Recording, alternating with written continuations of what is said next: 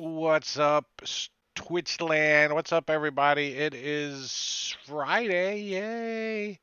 Yay! Friday, we're going to play some Dungeons and Dragons 5th edition. Well, at least those that showed up are. Engorgio, where are you? You are not here.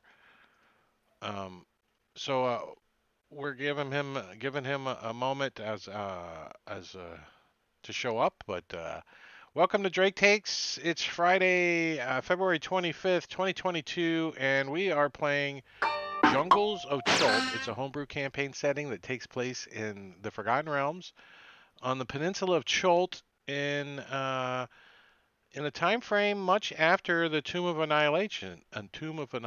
So the death curse is over. People can now die in peace and get brought back. Sometimes, if you get eaten by a dinosaur, though, sometimes it's kind of hard. You get brought back as a poop. And last session was a month ago because of life and vacations and trips and whatever, holidays. And and you guys were in a fight. You guys were on the the flying airship, I forgot. and the fight was going kind of well. I think you guys think you were doing pretty good. Um, They kidnapped our wizard. I It wouldn't was say that going was well. going well. well, that's what the players know, but we're gonna find out what the characters knows. Let's introduce the players and what characters they're playing. Tonight we're going to start off with Sven. I'm Spencer77 playing Eleazar, who is a half F fighter, A half F. member of the Flaming Fist, and who decided to retire and join this adventuring group, try to earn a little cash before he retires. There's not a better place to do it than in the jungles of Chult. Um, mm, Jingo the Fool. That's me. Yes. I imagine Eleazar is a half F because he can't give a whole F. Just I had to get that out there. Sorry. Oh my Um, I am playing Smedley Meyer, human ranger and sage, expert on the jungle and shooting things with his crossbow. They're pretty good at it too. Amatakuri. Yeah, I am playing a 500-pound turtle who makes the ship list every time I walk across the deck, and I like tossing things over the edge of the deck. do you now? There's been a lot of tossing things in my campaigns lately. Lots of people getting chucked to their death. Yep. They're gonna have to just let me start doing it. I'm gonna start doing it to the players. Ring of Feather Fallings are gonna be rare. And we're not going to forget about Robin, who has broken her camera permanently somehow. And if you know how to fix Robin's camera, you can contact her at remedies. Dot You com. can cash I app don't me. No, I'm kidding. That know. Go ahead. was a joke. Don't take me seriously. Well, I was previously playing Paige, whose story is about to come to a conclusion, I assume. I don't Yeah, know if that's yeah, spoilers or not or yeah. And whatever. we can introduce your new character at the appropriate time if you'd like. Yeah. Yeah. So Okay. I'll not spoil too much at the moment, Yeah. but yeah, Remedies is leave it in at that. transition of character swapping, and it's going to take place rather quickly tonight, I think. Um, But we'll get back to her character introductions, so it's at the appropriate time. And then we've got Engorgio playing uh, Quackers. What's his name? What's his character's name? Squawker, Clipper. No one remembers. Clar. Clar. Because I was saying it, it was just throwing you guys off. He's playing Clar, who's a crow. What is he? A chicken? A turkey, a sparrow. Oh, he's a kenku. He's a kenku. Yeah, I'm gonna trash your character until you get here, so just letting him know. But yeah, he's playing some kind of flying thing, wannabe. And I'm Drake, and I get to play everybody else. So last session, the the Legend Seeker, which is your airship, was had recovered you guys from down in the jungle, lost city of Utamagusa, something, right? Kisa Asul is the name of the place, and you guys did find the key of Mesro, which we're gonna have a little powwow about here in a minute. Um, but let's finish off this little combat that we ended in a month ago. As I'll recap the kind of the play here. A bunch of thuggish looking pokey McStabbersteins and a red wizard teleported onto the deck and started McStabbing everybody as some of them went down below and uh, and went inside of Paige's suite. You know, she's got a little balcony suite here on the. They went into her cabin, and Elazar came down after and has just dispatched somebody up top, I think, just before he came down, and he sees them run into the room and close the door, and he hears some muffling and some talking going on inside. Um, and then he hears a little bit more talking, and then a crack of magical energy, and then just some heavy footsteps and breathing inside the cabin uh, as it becomes his turn.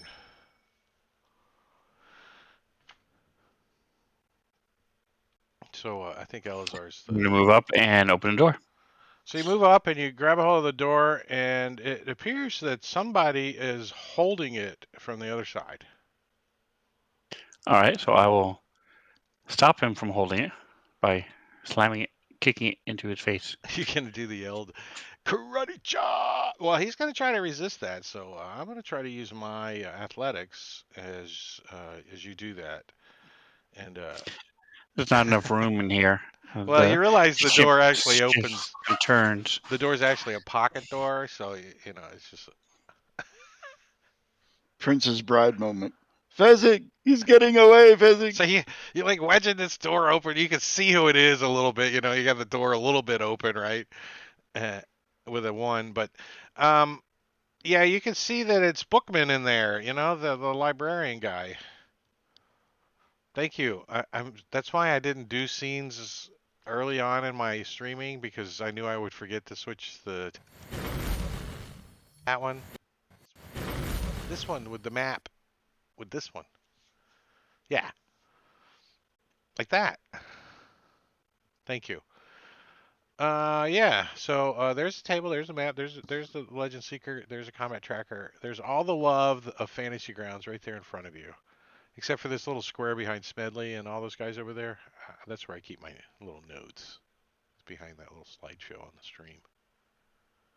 See? Oh, not that one. See, there's notes back here. See, notes. Wee. A hidey spot. Um. So yeah, Elazar, you're wrestling this door. You're wrestling with this guy, and do you say anything? Do you do you yell or? Um, no, nobody's behind me. Nobody's anywhere close to me to help out, except for The ship is the size one of of a the guys mobile down home. here. Everybody hears everything everywhere. Oh yeah, Mo's down here. Or Who is that? That's down there. Okay, they don't pop. A name doesn't pop when I it's whoever Mo. that is. I'll call him over. It's Mo. Here, He's like whoop come whoop help whoop me whoop out. whoop. He comes running over. He's like, hold on a second. Let me.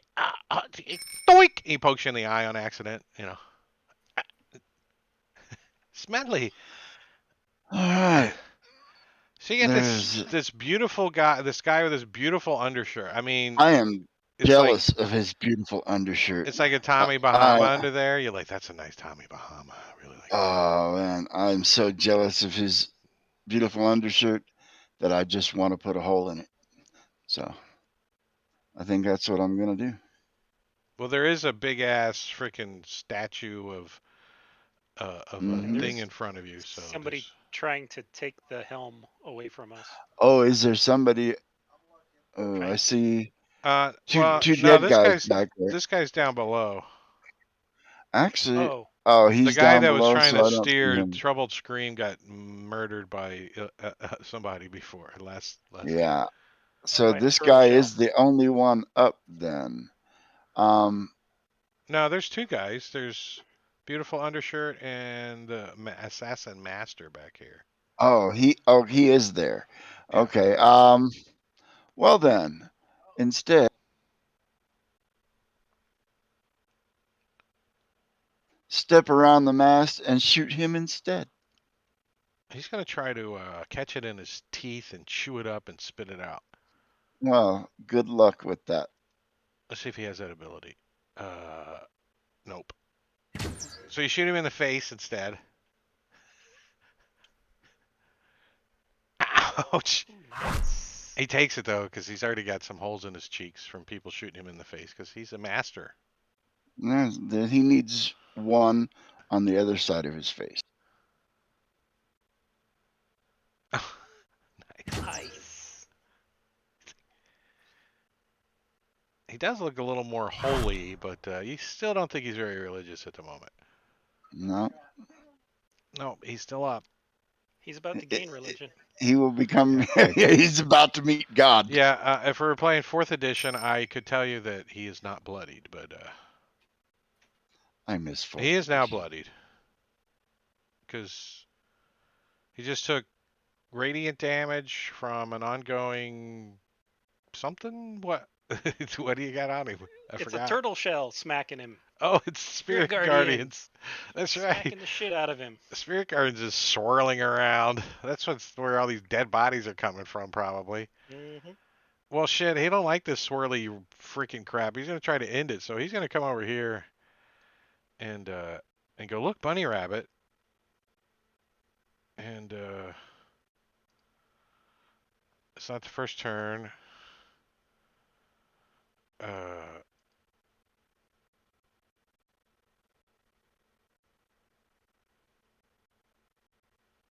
damn it. All right, yeah, he's going to stab at Juku with a short sword. Uh, he can't get through that stiff ass shell. He's like stabbing. So he takes his hand off of the he's kind of got his hand for balance up, and he just grabs his short sword again, and he starts like trying to get through the shell of Juku with his multi attack on a second one, trying to get through this turtle shell. He's like, yeah, it doesn't work. He cuts his hand. He's like, ow, and he's gonna kind of move like towards the going up the steps, right? He's kind of backing up the steps. He's got his short sword out. You do see a little light crossbow on his back, but he doesn't have it out currently. And Juku, you get to go. I am going to attempt to grapple him. Wonder where he's going. So it is a contested strength check. I think he So can use his acrobatics or acrobatics. athletics, either Yeah, one. yeah, he's gonna try his acrobatics since he is a master at doing shit like that, and he's pretty skinny. Holy crap! Well, let's see what he I have a does. 19 strength, so And he we'll goes to see. jump out of the way, and you're just like, you just stomp him down to the ground as you grab a hold of him. So does that mean you had one hand free, no weapon Oh out or yeah, anything? I don't have weapons out hardly ever. Right? Yeah, just your Uh, focus item sometimes. yeah, but that's my shield. It's engraved on my shield. The holy symbol It's on on your my shield or your shell? not my shield, my shell. Your shell. Okay. That's a Yeah, pretty good sorry. focus item. You can't drop your focus item. It's kind of. I mean, if you drop your focus item, Exactly. it's like a cartoon. You're like knocked out of the shell. Remove my spine first, and then Look like a kobold after you get knocked out of your shell. You're like, ow. right. So can I on this turn? I know I grappled him this way, and I can move him when I grapple. I'm just pulling up Right. the rules. You can drag him with you. So if you When you jump move, you off the can ship, drag or carry the grappled creature with you, yeah. but your speed is halved. So I want to drag him and hold him out over the edge. Yeah, it doesn't quite work quite like that. You can move off the edge and pull him with you, but you can't. You Well, could shove he's not him in the off same. the edge now that you got a hold of him. You could position him, Yeah. and then you want to go to shove him next round or something. You can do Okay, I'll that. do Yeah, that then. yeah, Yeah, yeah. So you I'll like get shove him him. jostled up onto like bent over the freaking railing here. You're like getting ready to Hmm. shove him off the side, and Picking him up. he doesn't look like he wants that to happen. He's going to try to beat your initiative next round. That's what he's going to try to do. I have no Go control for it. over You can try. that. Clar's just going to like he's kind of perched here on the edge, isn't he? I think he's just Stab going him to while I'm holding him. I think he's just gonna murder him, right? Goito's here. He just got here. Are you here enough to murder somebody, or do I get to do it? Go for it. I'll listen. Let's see. I'm gonna do some psychic blades in melee. Can I do that? Is that a thing? It is, It is. and you can bonus action do it again. I'm busy kind of flapping my wings and stuff, so I only have this one psychic blade out currently, because my bonus action might mean getting the hell out of here. But I am gonna try to hit this guy with it,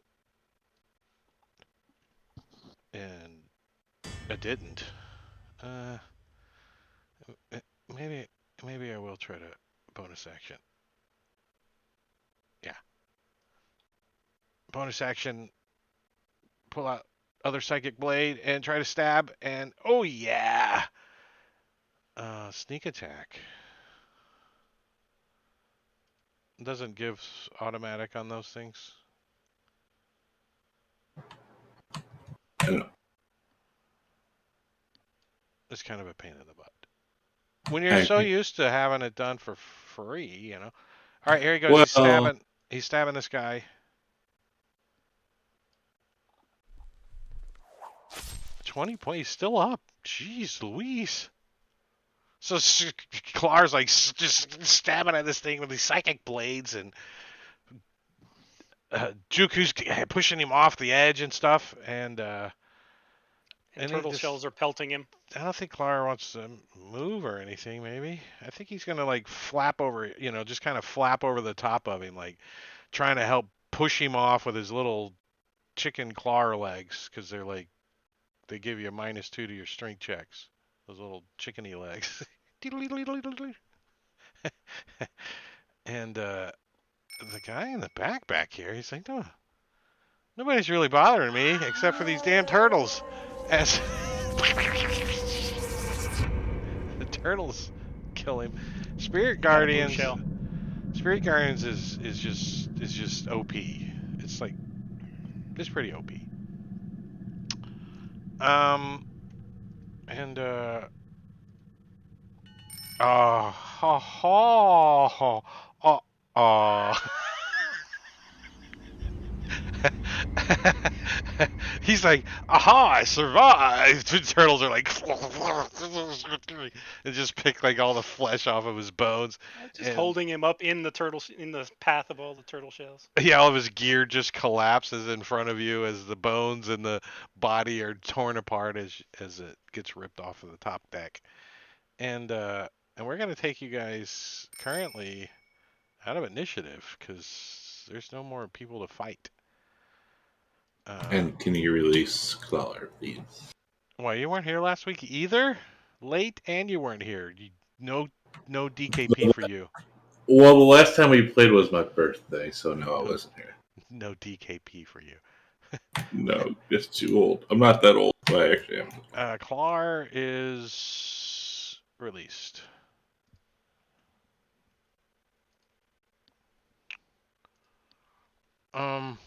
And tokens are unlocked, so if you guys want to throw bodies overboard, search, and do all that kind of stuff. These guys do Where have is Eleazar and Paige? I'm gonna go looking. I am. Am As I able well. to get the door open? um I'll come help him. yeah necessary. yeah you guys can get the door open, and inside the room is Bookman. He sees all you guys out in the hallway now, and he's like, he looks at the porthole, he looks back at you guys. He's got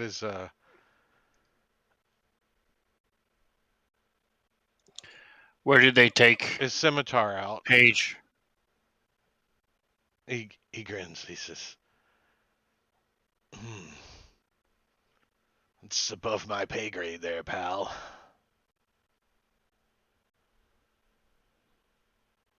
Wherever they want to.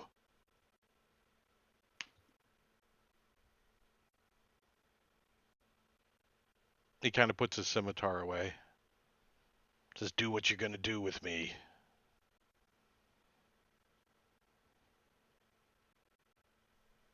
I think we should drop Kill him him. through a hole in the bottom of the boat. So I'm going to spin him around and put manacles on him.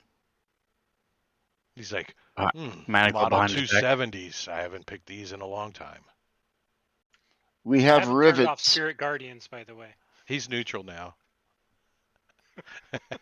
Not to me, he's not. Are you killing him? We'll drop him down for quite a ways. Well, he's only how many hit points does he have before you go up to him? Don't look at the combat tracker. Your character wouldn't know. I So, can't see anything in the combat tracker. right. So, your character doesn't know how many hit points he's got either. So he could have 1 hit point left. So it's a decision you got to make.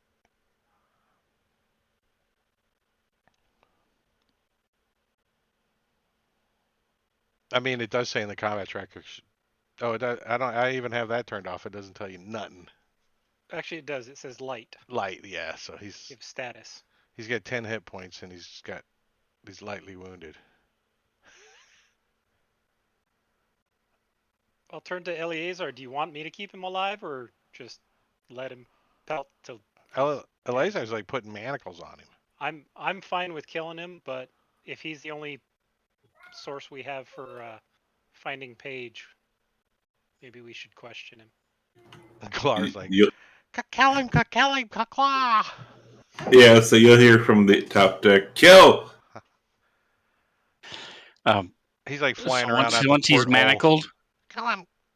I'm going to check the other rooms, and I'm going to not answer his question and just go leave the room with him. Now, I could just alone. kill him and then revivify him. Just It does sound a Torture little. him. It does sound a little chaotic. I don't know. Is that an Ooptown thing? he took my friend. He took one of the pack, right? I'll turn off Spirit Guardians. Yeah. So yeah, the rest of the rooms, everything's clear. There's no other. Heidi, stabby, Red Wizard Steens or nothing anywhere. Did all the Stooges survive? I think they did. They did. I think maybe one of them. I think Mo, or I think Larry died. If I had to pick, I don't remember. But that's why they weren't actually. Pushed him out of the way. That's why they weren't actually real tokens that could take real damage. Because I didn't want to kill them. Yeah, they're trained in the dodge action. They're trained to just pretend like they're good fighters because they're like bonk, bonk. Yeah. All crew members are issued plot armor upon signing aboard the Legend Seeker. So are there holes like out the window, or is there like windows like where this guy is? There's like portholes, like Mhm. portholes. I do.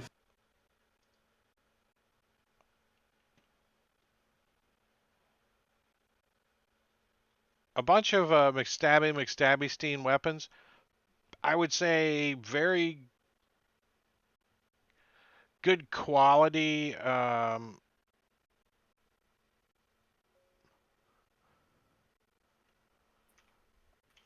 I mean, that's true. So Juko, you see Clar outside the window, like pulling out psychic daggers and trying to open the portal to stab this guy.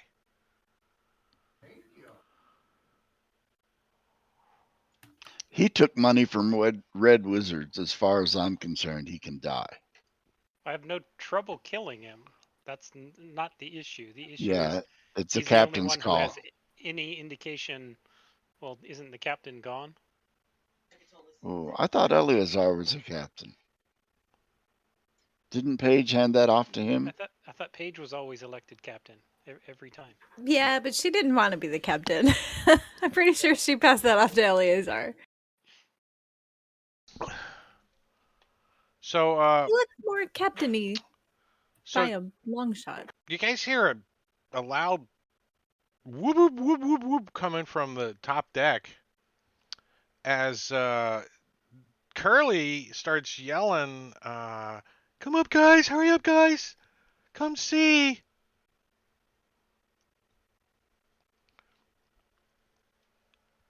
So Juku, when you get up and he's pointing off to the west side of the ship, and when you guys uh, Juku, Shemp, and Curly get over to that side of the ship, you can kind of see it's a little bit below you guys right now, so you kind of have to be at the edge of the ship to see it.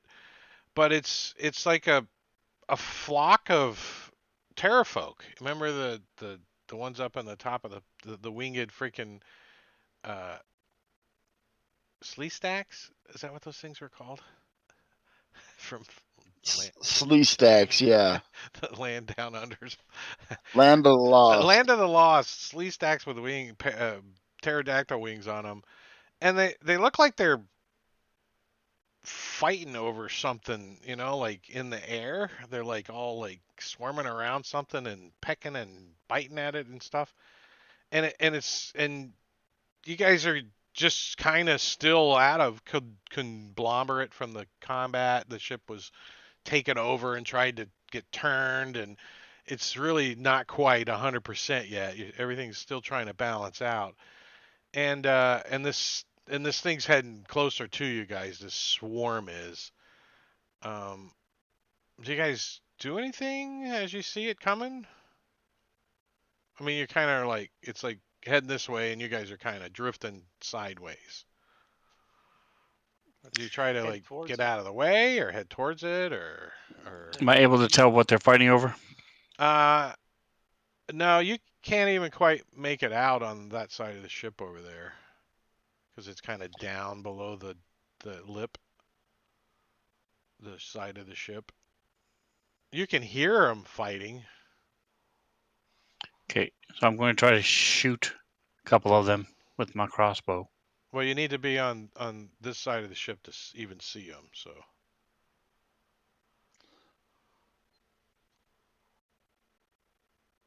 What range are they at? um, they're at role play range. So it doesn't matter if you want to shoot them, you can shoot at them if you like. Just whoever shoots at them, roll a d7 and determine what you hit out there.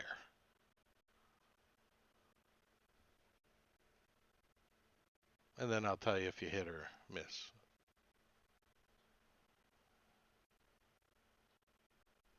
One. You rolled a 1? Did we leave that guy I'm heading down back there? down. I can't do Okay. anything at range, so I'm gonna head back down. I was going to say, somebody watch him. I don't trust him. Clar was legit trying to kill him. So Juku, when you come down into the room, he's got one manacle off. I tell him to put it back on. He's like, okay, suppose if I want to live to see the morning, I better do as you say. You should also Still take this questionable. dagger out of my boot. You never searched me. Okay. Uh, so, Eleazar, roll a d20. Roll to hit. Just roll it in chat. A 12. So yeah, it bounces off one of the terrafolk out there. Toong! The terrafolk kind of stops and looks, and in the middle of all that green and gray flapping bird beaks and stuff out there, it looks like a big white puffball or something that they're playing with. Give me a perception check.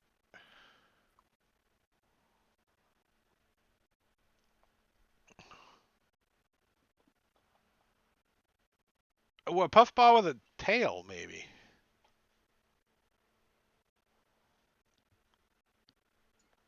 Well, Smedley's there.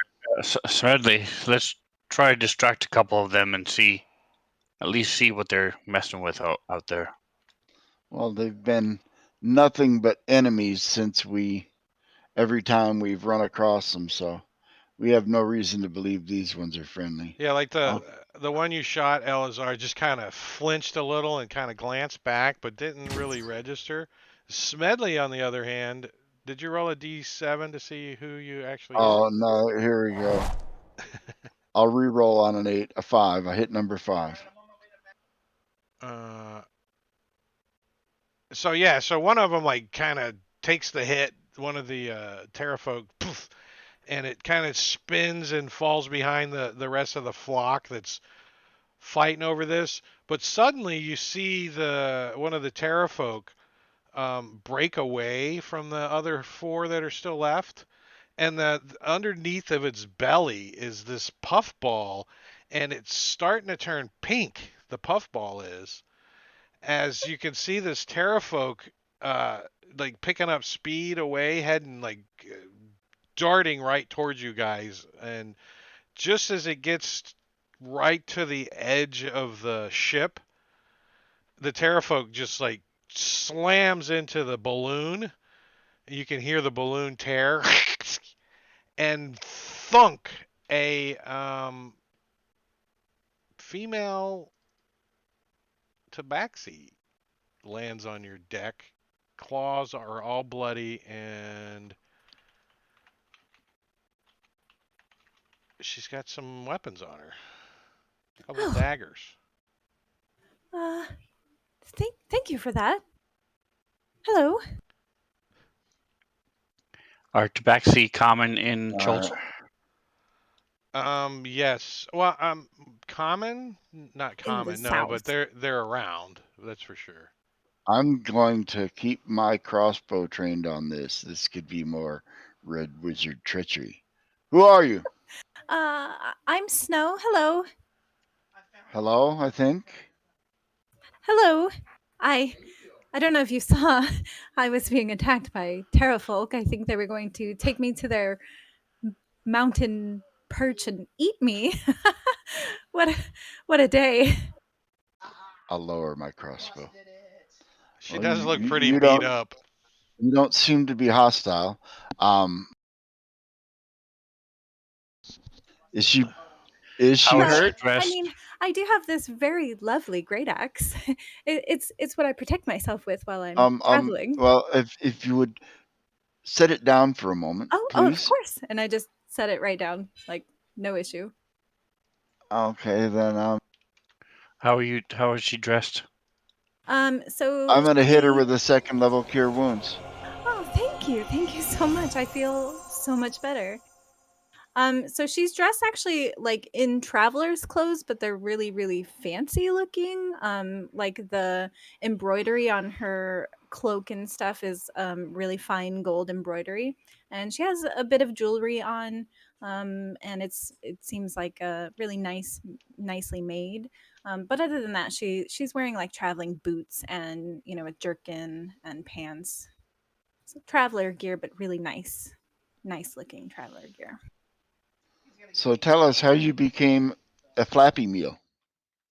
Oh, well, you see, I was just walking about looking for some berries, and I'm actually kind of aimlessly wandering, if you will, just looking for adventure. In the jungles Yeah, of yeah. Chult You sound just by like my yourself. father. Yes. hmm hmm And yeah, I think I stepped upon one of their nests or something, and before you know it, there were 7 or 50 of them. I don't know. I mean, I'm still working out the story. Of course, I'll have to pen it down later. Right. She did land on her feet pretty nice. Meanwhile, welcome aboard the Legend Seeker. Um, Oh, this is really nice. And she's like kind of looking around at her surroundings for the There's first time, like, dead bodies wow. all over the deck. Like blood some everywhere. of them are still spurting blood. You guys seem like well accomplished mercenaries of some sort, I assume. We have made some unfriendly friends in our time, and occasionally Oh. they drop by to visit. This used to be their boat, and I guess they want it back. Oh, wow.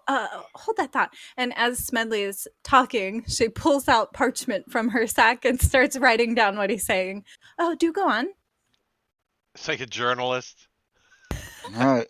Smedley will be concise and go into detail Okay. about why the Red Wizards hate us and everything that we've had to do with them. Does her Just so accent sound Chultan? fascinating. Look, I'm not Uh, good at doing accents, okay? Snow is 100% from Chult, correct? She is, yes. Yeah, yeah, definitely has a Chultan accent. However, I would think that she might try to cover it up a little bit, like more Yeah, of a probably. suave uh, city folk kind of. Yeah, she tries to outwardly appear a little posh, if you will. I'd allow Eleazar a history check at advantage to see if he can spot where he might think she's from in Chult, since he's been around Chult for a little while with the I also rolled an insight. Do I think she's telling the truth? yeah, she doesn't appear to um pee from anywhere but Chult. Is that what you're talking about? Telling the truth about being from Chult? Just in general, in her conversation, does she look like she's shifty? Does she look like she's trying to, um, deceive us in general? If she is, she did way better job than that role. How's that? Okay. And your advantage on your history. Do you think that she might be from Port Nanzaro, but you're not sure from her accent? I am I am Captain Eleazar. We can Nice take you to meet you. to and drop you and at a near at a town. We are in the middle of doing some other errands right now, but when Oh, we get to a I town, see. you're welcome to stay on the ship, be safer at least from the terror folk and other creatures that roam the jungle. Well, thank you very much for your kindness. Have you ever heard the story of the 5 adventurers who took down a lich in Chult? It's a great story. I could tell it to you. Do, please. Perhaps over the evening meal. Curly Okay. says it wasn't 5. It was like 8. 3 of them died. Well, as stories It go, was the there are Tomb of many different Annihilation. versions. I don't think And any 5-person party members made it through the tomb. I think they had some I additionals. I may have heard the story and then changed some of the elements of it to make it a little more heroic, but this is my telling. And she'll tell you this great story about some nobody adventurers who killed a lich once upon a time. And their names may or may not sound familiar if you've ever been in Tomb of Annihilation. Gorvidal, thank you for the gift sub to 20 sides to every story. That's pretty cool. Thank you so much. I appreciate it. So the reason I recounted that tale to you is that is the sort of adventure I'm looking for myself. So you all seem like adventurers yourself. It'd be really fun to tag along with you for some time. I'm really great with my battle axe, and I have a little bit of magical capability. I could assist you in certain ways. Just curious, but are you talking to the Shield Guardian? I'm talking to Seems like all whoever. the rest of us are downstairs. Chico's My God. Chico's still up Smedley on is the still there. Smedley's still up on the I'm stairs. listening. Oh, Just okay. in Oh, general. Smedley's still talking, and you look Talk up to the and robot. realize that nobody's there listening. Yeah. And he's like, Smedley's over like and then he'll get quiet and look rehooking up kind of the rope sheepish. to the harpoon or something in the front. He's like, He was I getting just ready to meant load like it up and and you're have. like, blah blah. These 5 adventures in the tomb of blah blah blah blah blah. Meow meow. Well, yeah, once Claw sees her, he'll get like rigid and straight and say, "Kitty," and then we'll hiss. And they're flying underneath the deck. Juku will look over at Eleazar and who's the furball? How did Hi, we pick up a hello. furball in the middle of the air? I fell from the sky. Terra folk had her captured. And we were able to distract them long enough to grab her. She wishes to join us. What say you? We are an eclectic group, and we divide the spoils equally. Just know that I am a former member of the Flaming Fist, and I will not abide any kind of duplicity or stealing from within the group. Well, I'm And not I'm interested looking at in Clar as stealing. I'm saying this. What a cute little bird. Are you an Aarakocra? No, Oh, interesting.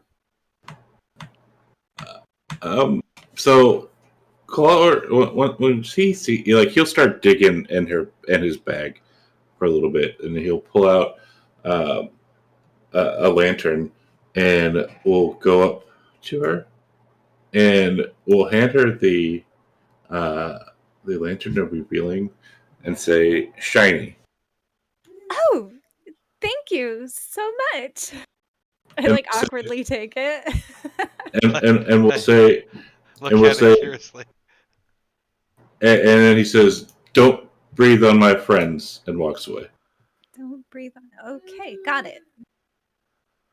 I'll remember that. So the Very bunch. so you gave her your party your lantern of revealing. So make Yes, sure I that think we have more than one. there. yeah. I've got There's like a Well, shit ton five. of them, when and I don't need it. yeah, So when Paige was here, there was 5. Oh, now there's 4. So I'm just saying. I noticed the other day. I'm like, there's 5 lanterns of revealing. Must be a high number Rolling on them on the table table B. B. It must be a high number on the table B. It's like 1 to 50 for lantern of revealing. 51 to 52 potion of climbing. You know. Mm. Um. So, what do you think? Can I join you for some adventure? don't breathe on my friends. Got it. Duly noted. Juku, what say you? I have no issues with the furball. I'm more Snow. concerned about this human. I would like to recover Paige, and leaving this human locked up in this room is not getting us anywhere closer. Kill.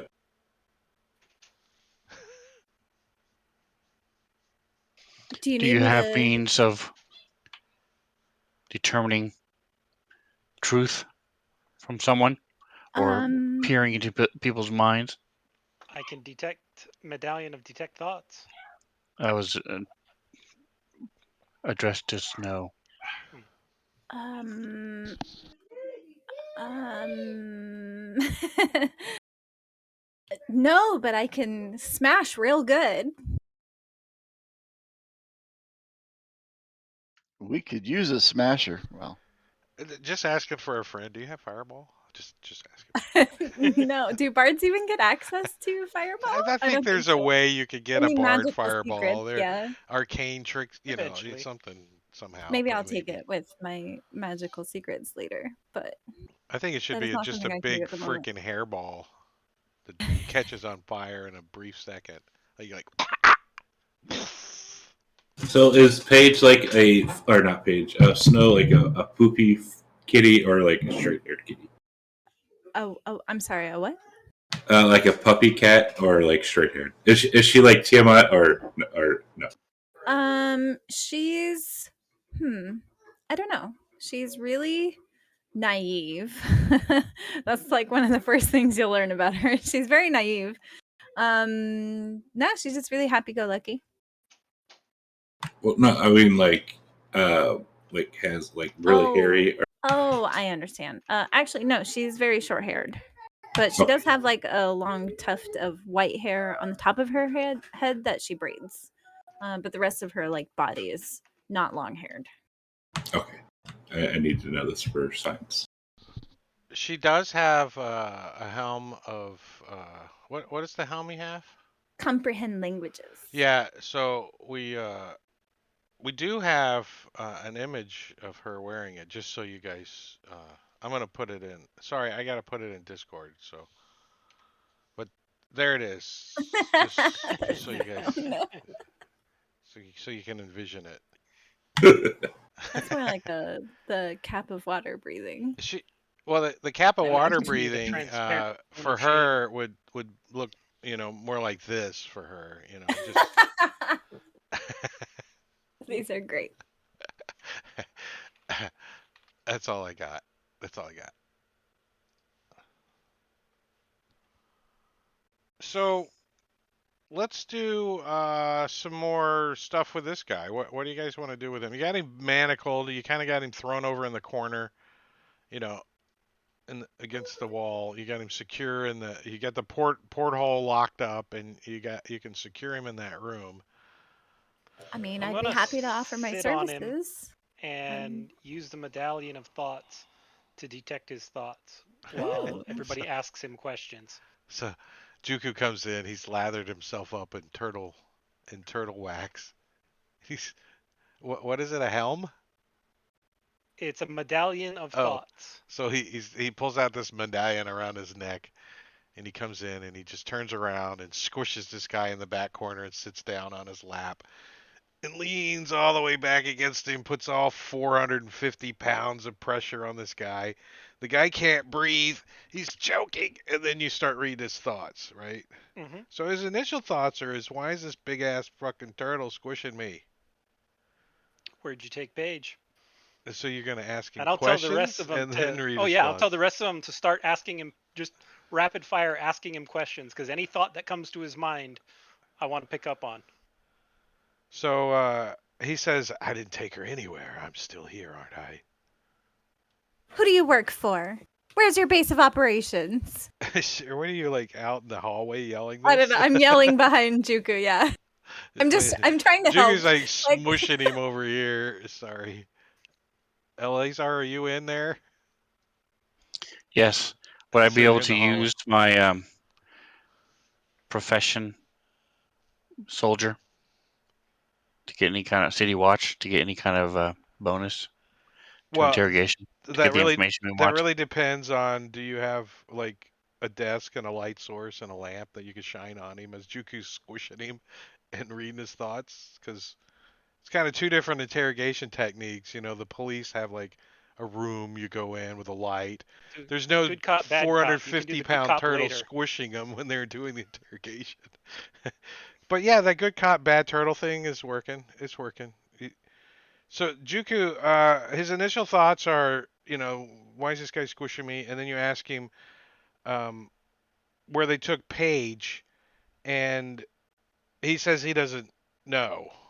And Where you did you kind come of can from? sense a vision of Thay. Thay? They went all Yeah. the way back to Thay? Yeah, some kind of magic called teleport. And what was the name of your leader? Uh,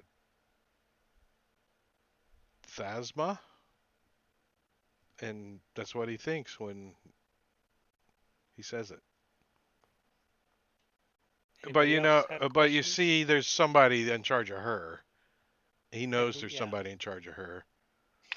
How were you able to track us? They have some kind of scrying device or something on their ships.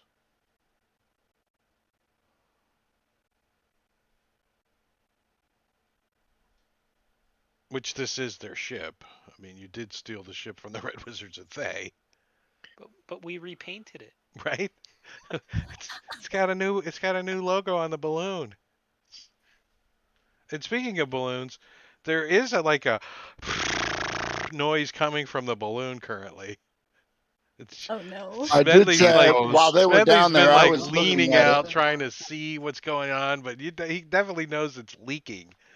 It hasn't like caused you guys to start, drastically losing um elevation. It doesn't feel like you can gain any more, right? So you're just like above the treetops basically currently. Do you pose any threat to us if we release you? Absolutely, he says.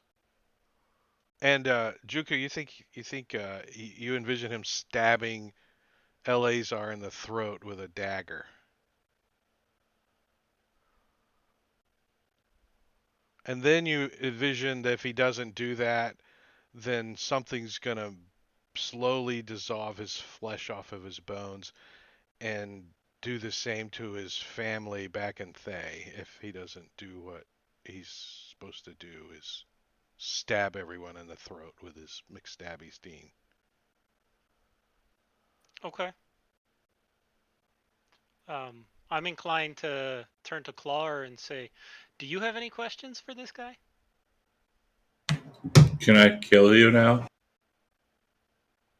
He's You like, can ask questions with your he blade. says, I doubt you can even get past this fat ass turtle to stab me, you little I'm shit. I'm I'm on the outside. The portal was locked. We already had that discussion, so you're like tapping on the glass. I guess it's little bars is what it is. Tap tap tap. So, Elliot, I'm going to leave, and I'm going to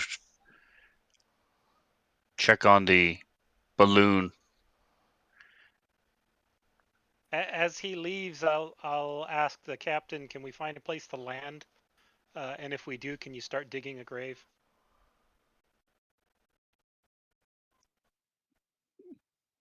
or get Larry, Moe, and Curly to?" Oh, No need oh, for a grave. Larry, Mo's like, hello? Did you say my name? Hello? Whoop, whoop, whoop, whoop. I don't know how he talks. Probably calls you a moron or something. Probably. So I am going to look for a place to land and repair the ship. um, do you think the next big clearing? Let's take a look at the map. Party stuff. Navigation map. All right, so here we go with the map that you guys are on.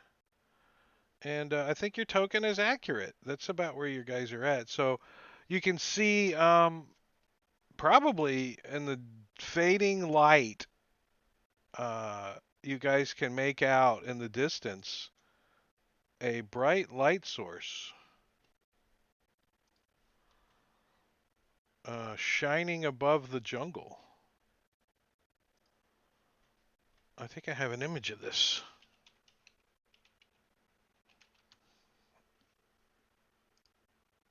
I do. It's the Eye of Sauron. They're taking the hobbits to Isengard. Whoa. Have we been here? You recognize the place. It's called Firefinger. Oh yeah. So, I mean, you probably wouldn't even have to set down in the jungle. Yeah, we could land someplace on one of these ledges. No, probably right up top. Or yeah, right up on the top if it's clear. Clear There off the might be a terrafolk. couple of terrafolks you got to shoo away, but I don't think that's a problem for seventh level party. No, that's a good spot to repair the ship and take a rest. Like there.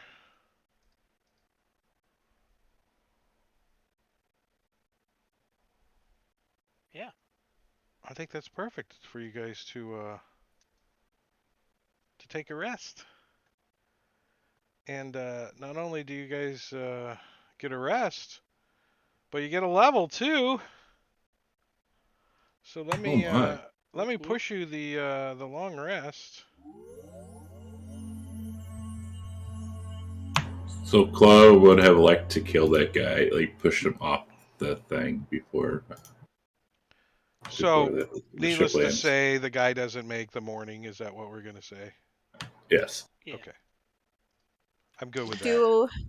Do I also level up? Because I know I just got here. I haven't actually done much. For some odd reason, you like kiss the DM and say thank you, milestone. Oh, thank you, milestone. Mwah. Well, since we have a bard, I guess Eleazar won't take a level of bard like I was planning on it. Oh, You are more than welcome to. I am you, more than just a bard. you're gonna have to give up the Just leave it at piccolo. that. You're gonna have to give up the piccolo. I Eleazar. can teach you how to play an instrument. I know how to play a lyre and a pan flute. I know how to play a lyre too. I see what you did Yeah, there. That's really clever. I have to write that one down. yeah. Drake's an awesome DM.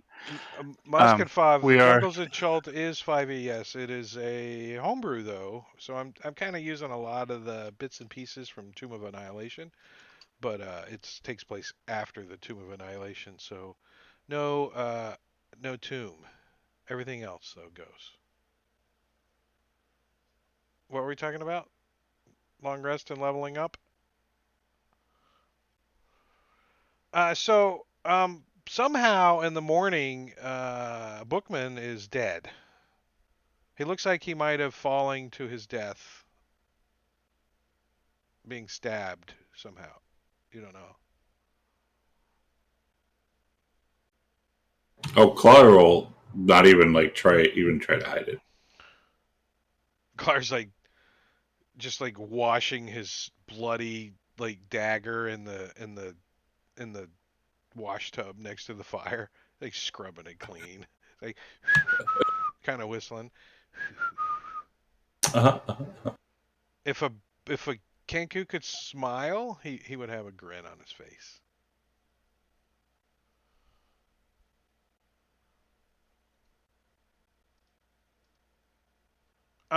There is this kind of like 1 ton freaking thing sitting in the middle of the deck of the of the ship that's might be a problem. Um, She had said the page called it. right, that's what I'm saying. So at some point, probably in the middle of the night, it just walked off the ship and fell to the jungle floor. Hey, you guys, your robot thing is leaving. Oh, it wasn't ours. Oh, whose was it? This page you keep It, talking yeah, it was the captain's. You want to be about? Oh, captain? uh, uh, me? Yeah, why not? I don't want to be captain. Um, I. You have to convince Eleazar, though. I think he kind of likes being captain. Oh, but then you should just let him be captain. Are you sure? Oh yeah, he seems great at it. So we'll discuss with Juku and determine what we found out from the guy's mind. He Figure out tells what we want to do He as tells you. regards to I'll make it Paige. easy on Manicure. He tells you what we talked about. The other discussion that we need to have is you guys have recovered the key of Mesro, and we're gonna play the bonus round here, and whoever can tell me what the key of Mesro did you guys get it for? Why are you out here getting the key of Mesro? What does it do? What does the key do? Whoever can I opened all the doors. what does the key of Mesro do for you? For your party, not in general. It's been a while. Yeah, yeah. So I'm giving you a moment to see if anyone has taken any magical notes or anything that can earn them the bonus round. Ding! It's not a level, so it's not that baller. Don't search too hard. Don't hurt yourself.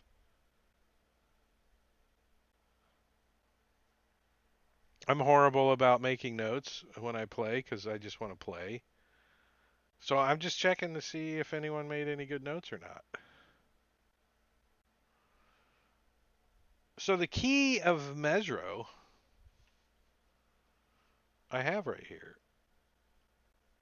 And you guys were asked by that's not the right button.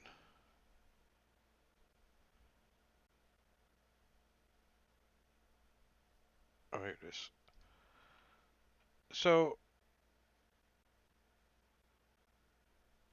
when you were in Mesro, you guys were asked to go speak with some archaeologists, and as you rounded one of the overgrown avenues way up north on the north end of Mesro, north of the Redwood Flaming Fists camp, you encountered a pair of interesting people, an old gnome with white fluffy hair and a pair of thick eyeglasses wearing several different belts with all sorts of interesting tiny tools arranged along them. He's yelling at another strange individual. The second person was a sun dwarf or sunburnt dwarf, a sunburnt dwarf with a dark-colored beard with half a dozen books under one arm, and he is shaking his finger in the face of the other old gnome. Yes, the tomb of Mesro. Uh, we need to find the keys of Mesro. Yeah, that's pretty close. That's kind of just the general idea. So you guys remember talking to the dwarf and the gnome? Or do you want me to read through this again, or do you want to skip to the It to the has been a while. to the plot? It's been like 6 months. Yeah, yeah, no, it's been a while since you guys talked to him. That wasn't too long after Eleazar joined the party, so so it's been quite a while. So as they saw you approaching, they stopped arguing abruptly, and the gnome forces a smile and says, "Did did the mercs send you? Are you the Avengers here to help us?" And the dwarf says, "Obviously, Ren." Then a moment later, turning towards you, the dwarf nods. "My name is Dralma Oakbeard, and this is Ritello Feathergrass." If the mercs sent you to help us, we don't have a way to open this tomb unless one of you can cast a spell that grants wishes. Oh no, that's the dwarf that said that. If the mercs sent you to help us, blah blah blah. The gnome angrily stamps his tiny foot and snorts. That's not true. There is a way. And the dwarf shakes his head. Don't listen to him. He'd have you tromping off in the jungle in search of a mythical city. Lost. It's a lost mythical. It's not mythical. It's a lost city. There's a city that was abandoned centuries ago. Obviously, you guys went there. Ah, is it the dwarf or the gnome that's getting the throat? What do you think? The door. So that's where they explain the Her name was Everska Javas. She had the key. Blah blah blah blah. So they ask you to track down the key and bring it back here. So that's where you got the idea to go get the key of Mesro. Um, but one of the characters did ask the archaeologists what would be inside the tomb, and Drama and Ritello both look at each other and say the name at the same time, the Eye of Zoltek. So that's the item that you guys are have a key to open the tomb and get this item. And some of you had a little knowledge on the Eye of Zoltak. The gnome and the dwarf explained to you that the uh, uh, the carvings on the door are in ancient Chultan, and they appear to be a reference to the Eye of Zoltak, which is an extraordinary, legendary gem that supposedly can bring people back to life. So, and it's supposedly been, it's a powerful magical item. But I don't remember if any of you guys rolled good on it. Does anybody remember the other details vaguely at all? No. I'm old. Snow knows nothing. Let's all take a moment and roll a history check, and let's see if anybody has any just wandering. They found a book on it. They came across a guy at a fair, and you put a quarter in, and the Eye of Zoltek talks to you. I don't know. Oops, I rolled And my hardest then power. we become big. So, Juku, in your Turtle Village, there was something that kind of translated into the Eye of Zoltek. It was more like uh, the the Eye of Necromancy is what you guys called it, and it was definitely a gem that was in the Turtle legend. But he remembers that it was supposedly plundered from uh, like a long dead empire of a place called Mastica. Mastica. Mastica. How do you say it? M A Maztica. Mastica. And it's true the jewel was rumored to restore life.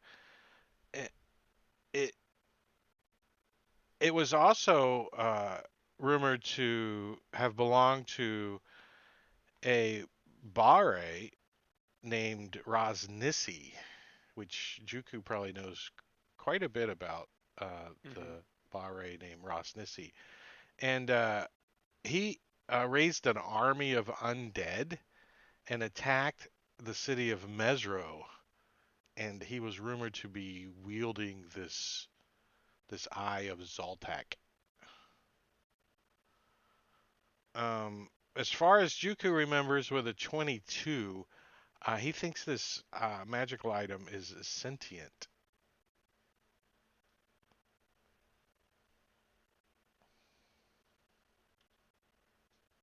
Well, if we find it, we could destroy it.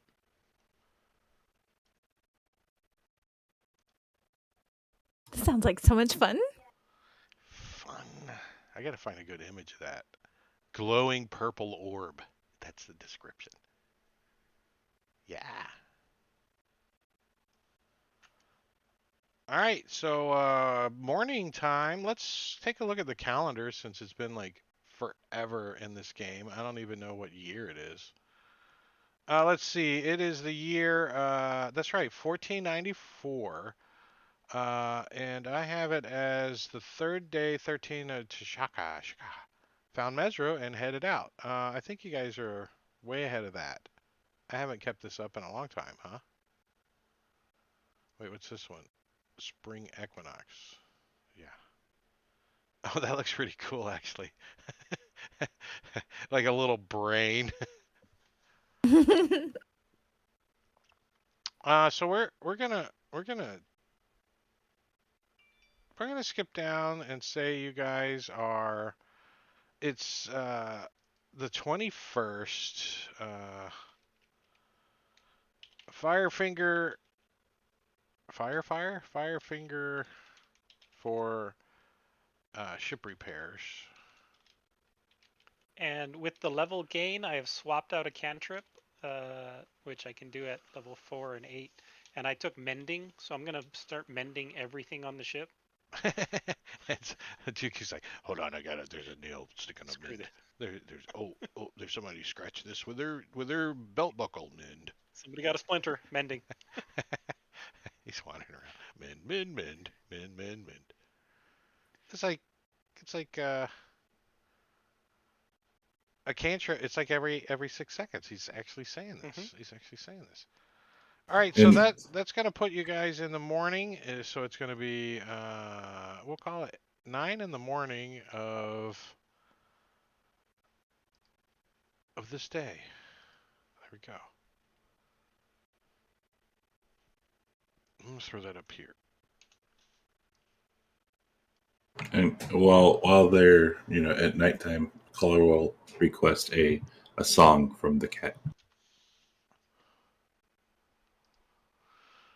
What does she break out in? I'm sorry. Wait, what? Caller will request a song from you. Oh, you see, I'm not the greatest vocalist, but I do like to tell stories. I'm much more of an orator than a singer. Wonderful. What's an orator? A person who speaks really well, eloquently, with good diction. What's diction? Um, how you pronounce your words. Can you understand me? Of course, Then I have good diction. good diction. Good job. He But I can tell you the fluffs up his story. feathers a little bit, like he's. Yes, Ha ha! absolutely. Bryce loves gaming. Thanks for the cheer bits. What's going on, bud? I'll just recount to him the tale of a dwarf who was overcome with greed for gold so badly that he hoarded it under a mountain until he turned into a dragon. Wow, I think he's chewing on Cl- popcorn. He's so involved. Yeah, exactly. He's very enthralled with the story. And So then he will, right quick, sorry. He'll pull out a vial and will hand it to her and say shiny. Thank you. There's something in that vial, too. Okay, I take a look at it. Can I it's tell what not it one is? of the poopy vials, is it? That's not what you gave her, is it? He did. Can I Well, tell what it is? well, uh, there's something hanging off the bottom of the vial that he didn't realize, and you get to roll for that. That Matakuri redeemed a magical item. Cheater Oh, in thank chat for you. snow. Yeah, Thank you so much. had to welcome her to the And party. that's what's hanging off the bottom of it is a potion of fire Ooh. breath, and then I don't know what potion Clara gave Uh, you. I, He's It's you're, a looking. ghost pepper potion. Now, you're just. Yeah. I'll tell you now, I can do this really cool thing with my eyes where I can look at things and tell if they're magical. So, I have a wand that does that. Well, it's a. No one I wanted do too. the belt of Tom Toolery. So it's essentially a vial of poison, but it's not like there's something else in there. There's something else in the potion bottle, is what you're saying? Yes. Not a liquid, but like something else. Well, it's a liquid. Is it like got like little like flecks in it? She's looking at it. Uh huh. like if she's ever seen peanuts, you recognize what like peanut butter is, and there'll be like little flecks of peanut butter in there. Mm. Oh my gosh. Is it a delicacy from like where you're from? Where are you from? I don't know. Is it food? I don't. I Clara will know. scratch his head and uh, don't drink. Oh, okay, I understand. I got you. We can. Well, the next person we find that you feel like shanking with your fancy daggers, there, we can just force this down their throat. How's that sound? Yes. Awesome. I guess I'll just pocket it. I don't know what it is, but I'll put it in my pocket. You can mark it Clyde poop if you like. Oh, okay. Yeah, it's basically a thing of poison that he makes out of Clyde poop. Which Snow doesn't know who Clyde is, but yeah. And we're treating it as a typical poison potion, right? So you can actually get a poison potion Oh, and okay. change the name of Correct. it to Poopy or whatever you want to call it. Gotcha. Correct. And the potion of fire breath that Matakiri got you is in the party sheet at your leisure if you'd like Oh, to grab wonderful. it. Just I don't Uh, breathe I in your can't friends. get a potion of poison. and It's a DMG item. oh, They is just it? don't breathe on his friends. I grab it real quick for you. And as a Item bard, you would definitely know who Clyde is. potion of. I mean, I was wandering the jungle for quite some time. Because I came from very, very south in Chult. I mean, that monkey's got some catchy music. He Bard really would does. definitely know it. Dun, dun, I dun, gotta know dun, how to spell dun, poison. dun. That's my problem. Not all bards are magical. That's the point. Ooh. Or musical. That's the point of this character. Well, you'd still be familiar, even if Sure, you sure, sure, couldn't sure. sing it I in do know how to tune. play a lyre, and sometimes I'll play it like while I'm telling stories, but I'm definitely not a musical bard.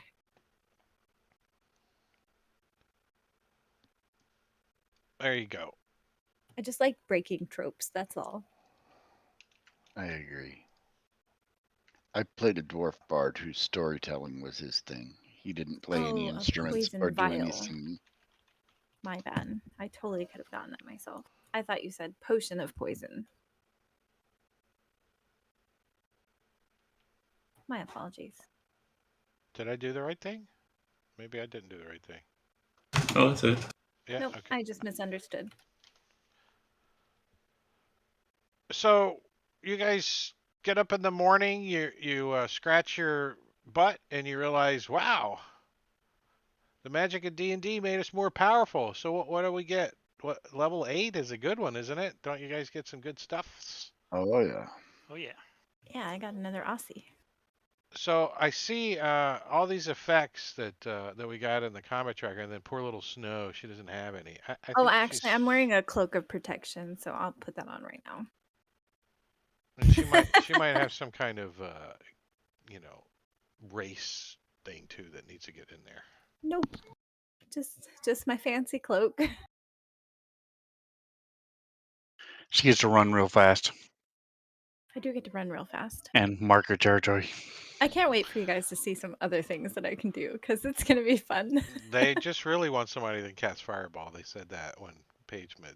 Well, I They're like, can't well, do she could that. cast fireball anyway, so we're not gonna go chase. I can't do that, but I can smash real good, I promise. With their So, addiction. do you guys continue heading back towards Mesro? Is that the plan? Is that the is that the roll on the random encounter for the next morning? Because that's all it's going to take you is most of the next morning to get there, Sounds Okay. good. or maybe Yeah. midday by the time you get there. So let's do the old random roll on the randomness random not random treasure. Where's the random encounter for this area? Here we go. Wilderness Oh. encounters. You guys are considered in um, mid undead area. You may just see people on the ground going, "We're your encounter bitches," and you're on milestone, so f you as you go by. But let's see. Where is the lesser und? Okay, here we go. This one here. This one here. And let's see. Oh, I thought I did that. I opened a table and then you rolled at the same time. I'm like, wow. So yeah, you guys see a big uh, Allosaurus family down below. They're gorging on plants. Do you guys fly down and disturb them? Okay. So you make it to Mesro. Do you guys remember Mesro? Vaguely, I think we were here Yes. once before. The I first time do. I wasn't there, Wasn't this Snow, the but the wet first time we city went there, it where was the like water? fake. It was a real city that looks destroyed, but the destroyed part is fake. Yeah, an illusion. There's a massive illusion over the whole area. But it's a pretty powerful illusion, and but as you guys get close to Mesro, and you kind of are up a little high, you've been a little high, checking the balloon, making sure it can handle a little bit higher altitudes and stuff because of the mending and patching and all that you guys had to do. So when you get to Mesro, you're probably up above the jungle a good 300-400 feet at least. But soon as you come out of like a low cloud, you see over the top of Mesro, and I'm gonna zoom in on and show you. You see two airships are parked over the backside of Mesro. Not like directly over the top of it, but like just beyond the city a little bit. And they look like this. Were they the same in the same location we were in before with the where they had done the scaffolding and stuff? That side of the city? No, I'll show you on the map here. Do they look like the same kind of airship we have? No, they No. have no balloon. There was a lost ship, wasn't there? Have I seen any ship like this before? Star Goddess. No, none of you have ever seen ships like this before. There's some kind of magical barrier. It looks like keeping them afloat, like a balloon, but it's around the ship and it's clear. Every now and then you could see it like, like it makes a around the ship, and they're both hovering there. Um, what do you guys do immediately? You kind of came out of a cloud and you're heading down towards there. Let me give you the ground map of Mesro. Is it this one? No, it's not that one. It is this one. Yeah, yeah. So you guys are, well off the map down here for sure. And these two ships are, like, you know, back over here somewhere. You know, towards the backside of the ship. Now, the the Flaming Fist encampment is here, and the excavation, the archaeologist was back here.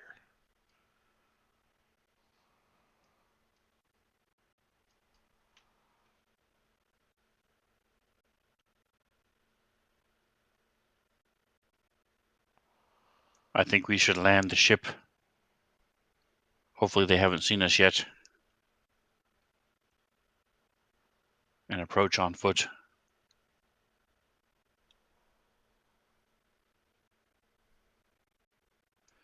Snow, do you recognize these styles of ships? In your Do I recognize storytelling? them, Dungeon Master? I don't think so. This isn't something common in Chult, that's for sure. They don't look familiar to me, no. I don't think I've ever seen anything like this. I mean, other than your ship. So do you guys like try to like dip down and get in the canopy real quick, kind of thing? Hide the ship? Yes. Yeah. Um, Highly recommended. everybody, give me a let's do a group stealth check. In the tower? Yeah, please. In the tower. I should have pushed it for you. I'm lazy. I want you guys to actually look at your character sheet and find the find the button you gotta push, and then drag it to the tower because it's a pain in the ass. That's good enough. You guys do pretty good. And you're able to like, go, oh shit, bank the thing, get it down, and land it.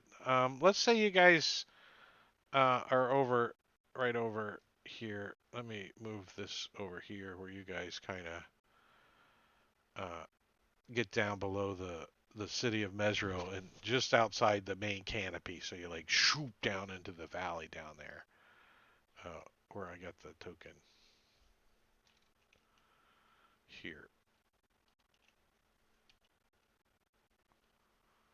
So you get the ship down, you get the balloon down, and you kind of get it all covered up, and it's about 1 o'clock in the afternoon, so the sun's up pretty high, and even from this distance, you can hear that whoa, whoa, whoa, whoa, whoa, whoa, whoa sound coming from those ships back there. It's emanating just ever so slightly on the edge of your hearing. Almost like you feel the energy instead of hear it. You know what I mean? This is so fascinating. They are up high enough that you guys can move around or climb up a tree and get a look at them. Does anyone have any spying devices like a spy lens or anything like that? We have Clar. Yeah, well, I I mean, you got a have scout. the clairvoyance spell Oh newly yeah, acquired. clairvoyance. Let's see it. Caring is sharing. Caring is Is that like 30 sharing. feet? Range 1 mile. Nice.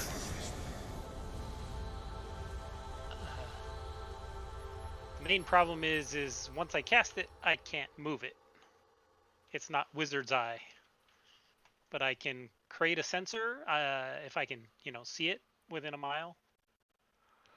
Um, they're definitely a little beyond a mile, but if you did a sensor at a mile, you would be able to make things out on the deck and see, more things around if that's what you want to do.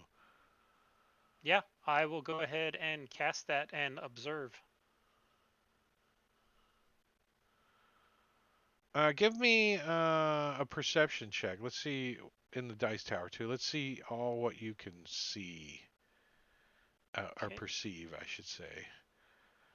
So it's just seeing, not hearing, is what you want to do, right? Right. It's one or the Oh, other. as an action, you can switch between them. So, I mean, we're not on Oh, initiative, well, yeah. so yeah, that's not a problem. And it lasts 10 minutes, so. Yeah, a creature that can see the sensors, such as benefiting from see invisibility tree. Oh,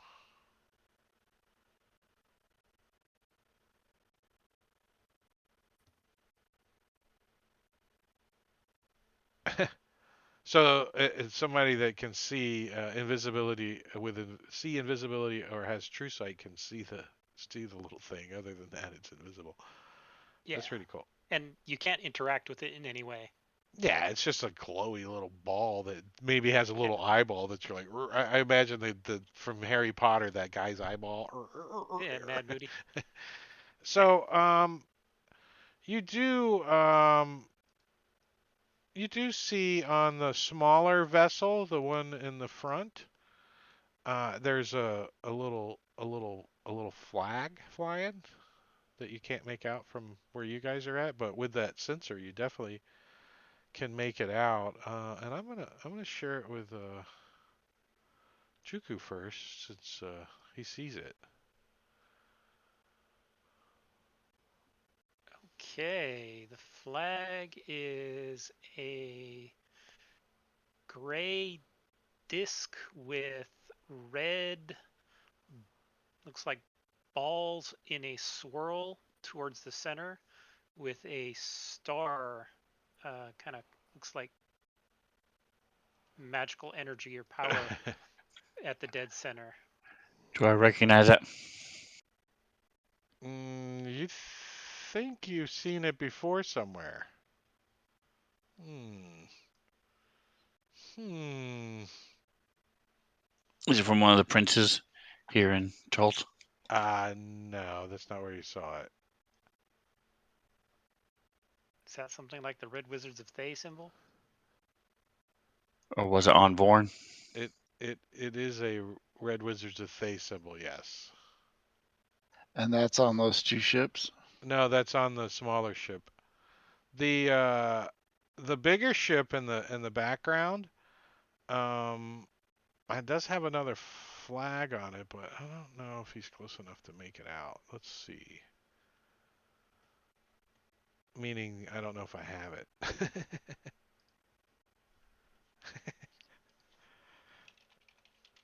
I want to see if I have it. I'll describe it to you if not. Um, it is a black sail with basically the Jolly Roger on it, but it looks a little bit different than a regular Jolly Roger. It looks more ancient looking. So it's a black and white Jolly Roger flag, a pirate ship flag. But it looks more ancient looking for some reason.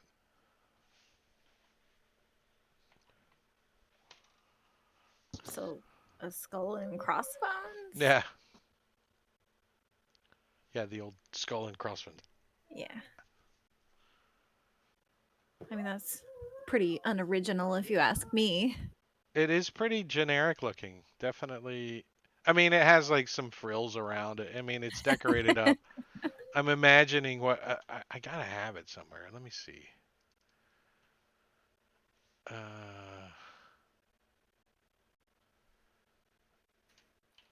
I think it's in a notebook on my shelf back there. That's how long ago I used it, and I'm using it again. Yeah, I don't have it, but yeah, it's a pirate looking thing. The ship doesn't look like a pirate ship, but um, what was your perception? 21. So you can make out the front ship much better than the back ship. And you can see people on the front ship, and they are wearing the robes of red wizards. And you can see on the deck of the smaller ship, there's about 10 or maybe a dozen red wizards on the deck, shaved heads and all. Jeez. And they're talking to somebody that's on the ship as well, but he is not a red wizard. It's apparent that uh, he's wearing more like a green kind of outfit, big floofy hat, and with a 21, I think you can probably make out. You don't think he's got any flesh on him, right? You could see like his hands and his the side of his face every now and then. It doesn't. It looks like Ew. gray or light tannish bone. No flesh on him. Chico will turn to the furball and say, But "Didn't he's you got say like something about a weapons on him. lich?" You see he's got a bow on his back. He's got weapons on him, but he doesn't look like a red wizard or anything. What were we saying, John? Skeletal archer. I was going to say, I turned to the furball and say, wasn't she mentioning something about a witch or a lich? I mean, it was just a story I heard. I don't even know if it's true. But the story goes some adventurers traveled into a tomb or something, and they fought a lich in there. Well, there's I don't remember all the details. something over there. Something. Hmm. Somebody's chatting with the Red Wizards. Interesting. I don't think I've ever heard of red wizards. What are they? They wizards who've stayed out in the sun too long. They got quite burned and they Oh, turn red. Eleazar, They're the Flaming Fist occasionally has some running ins with these guys, the Red Wizards that they're talking about. But to your knowledge, they're not allies. they've been a traditional enemy of Cormyr, where I'm from, for as long as I can remember, and they're a threat to the entire Sea of Fallen Stars. Oh, They I don't they think I've heard they of were any they of these worship an races. they worship an undead master named Zastam, and they are bent on conquest and turning everything into undead. It's really rather horrifying. I've got to write all this down. This is fascinating. Well, we're going to give What are they doing here? Snow a little time to write things down because we're going to take a 10-minute break, is what we're going to do. Because some of us have to go pee pee and get more water. So, hey, stream, we're not going to leave you hanging. We're definitely coming back, but we need about 10-minute break. So, I'm going to get a little timer going so you can keep track of when you need to be back. Because you guys all need to be back, stream, in 10 minutes. I'm telling you, it's a good one. Um, Plot stuff happening. So that's going to be for 21:48 because we skipped over our early break. 49. I need to get something to drink too. So a little over 10 minutes. And we'll be back. I'm going to throw some pretzel on and put the slideshow on for you guys in stream. So hang out, go get something to drink, but hurry back. You got 10 minutes. See ya.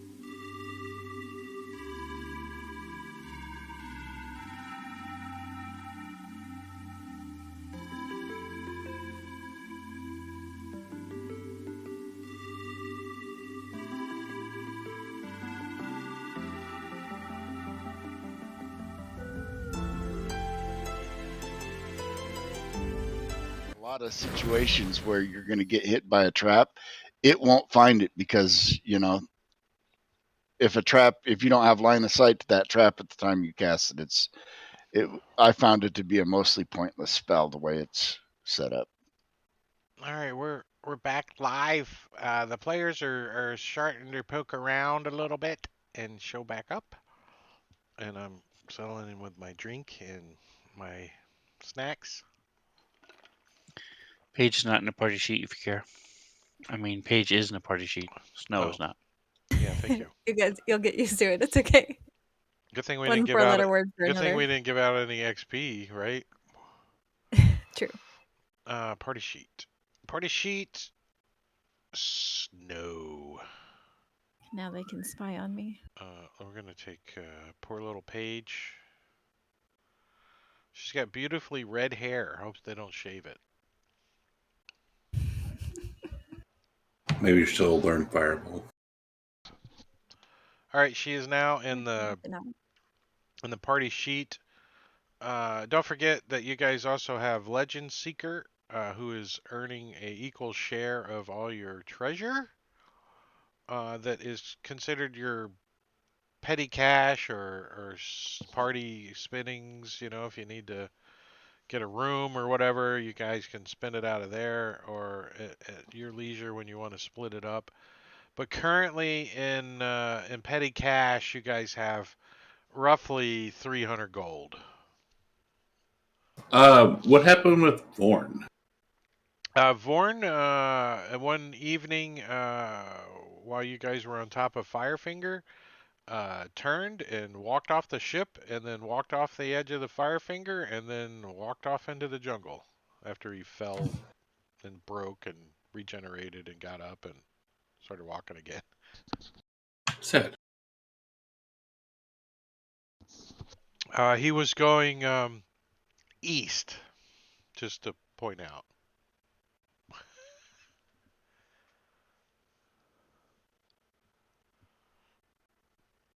So Juku's looking through this thing. Is there any like details he's trying to make out harder than others? Well, I mean, he's got 10 minutes, so He's got 10 minutes. He'll every once in a while swap back and forth between listening well, and watching just to he see if he can't hears from anything. the distance that the thing's at. He can't really hear much anyway, so it Yeah. doesn't really help him.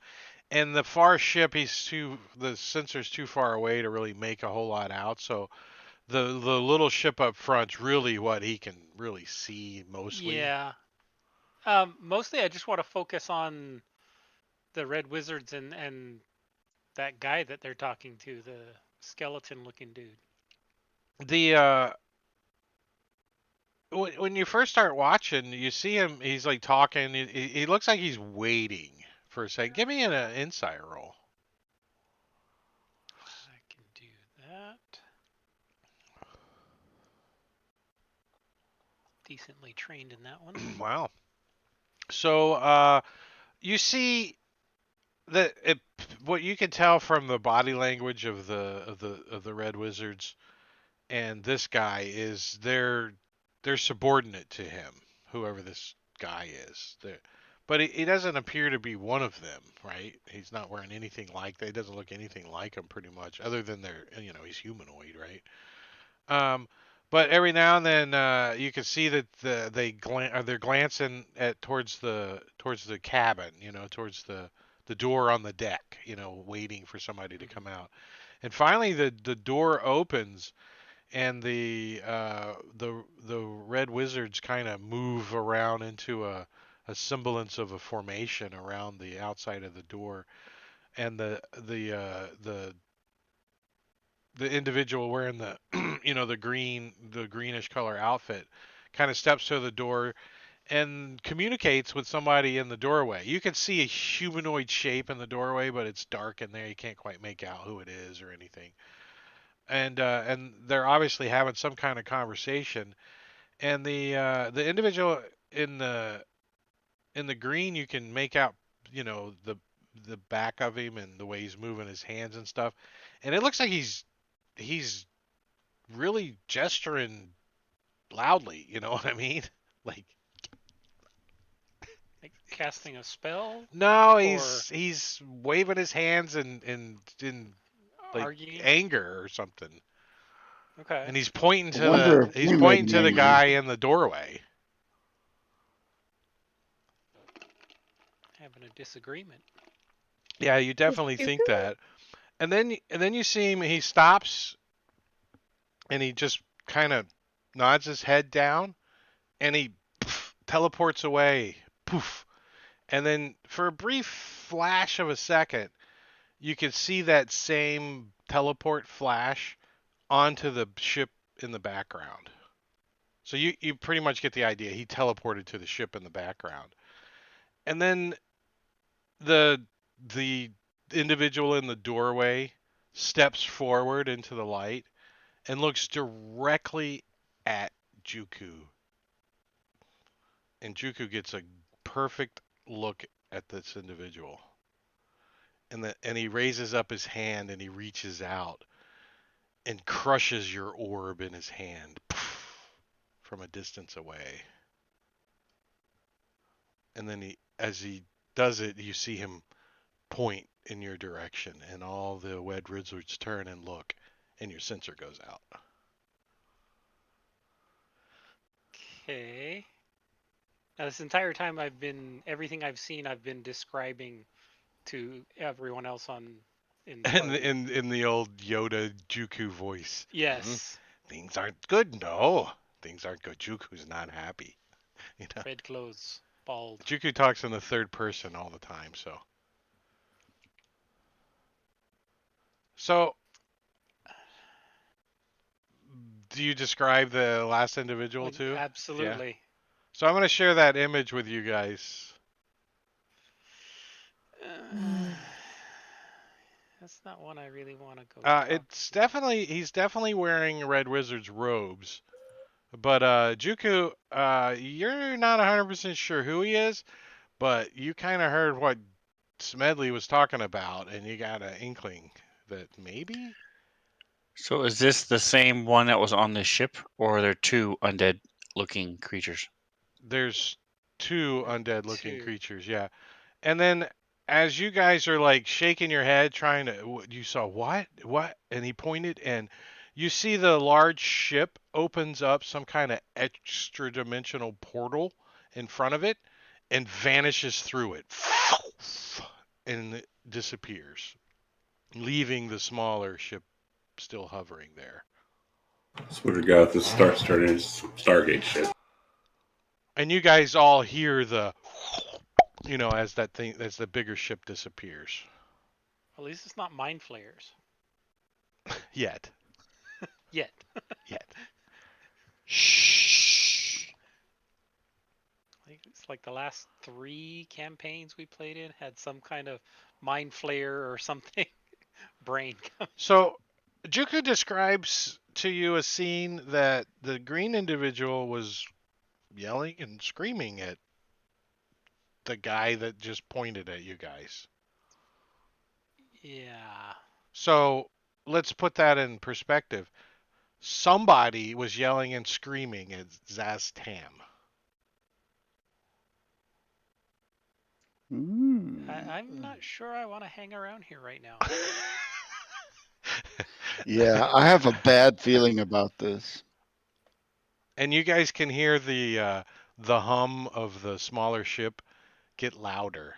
Wah, wah, wah, wah, wah, wah, wah, wah, wah, wah, wah, wah, wah, wah, wah, wah, wah, wah. As you guys are climbing down from your perch or whatever you were doing to see all this. Yeah, hiding.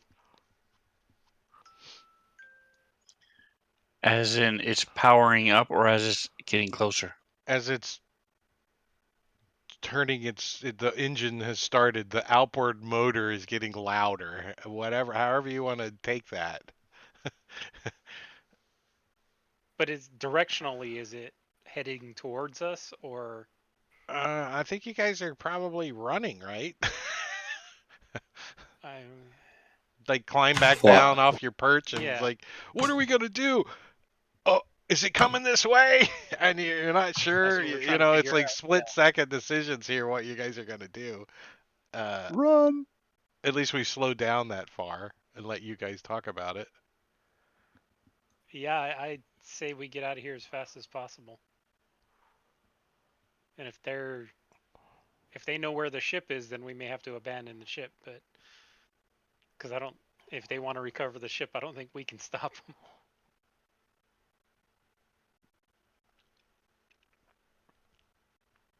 So, do you You guys could like? blow it up. What do we do with the Mesro map? I got too many maps open. Here it is.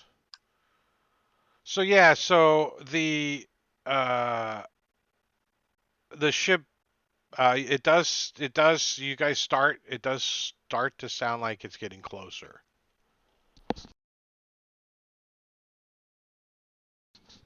Or at least definitely getting louder. That's not good. That's not good. That's not good. Yeah, Clawler's already gone. I mean, Clark could fly up and take a peek if he wants to, but you see Clark's like, no, no, no, no, no, no. Yeah, no, Clawler's gone. He flew You the still have opposite way. Pretzel playing, by the way. Oh, thank you. I I heard a ding and I thought people were talking. I don't even have Chatty open.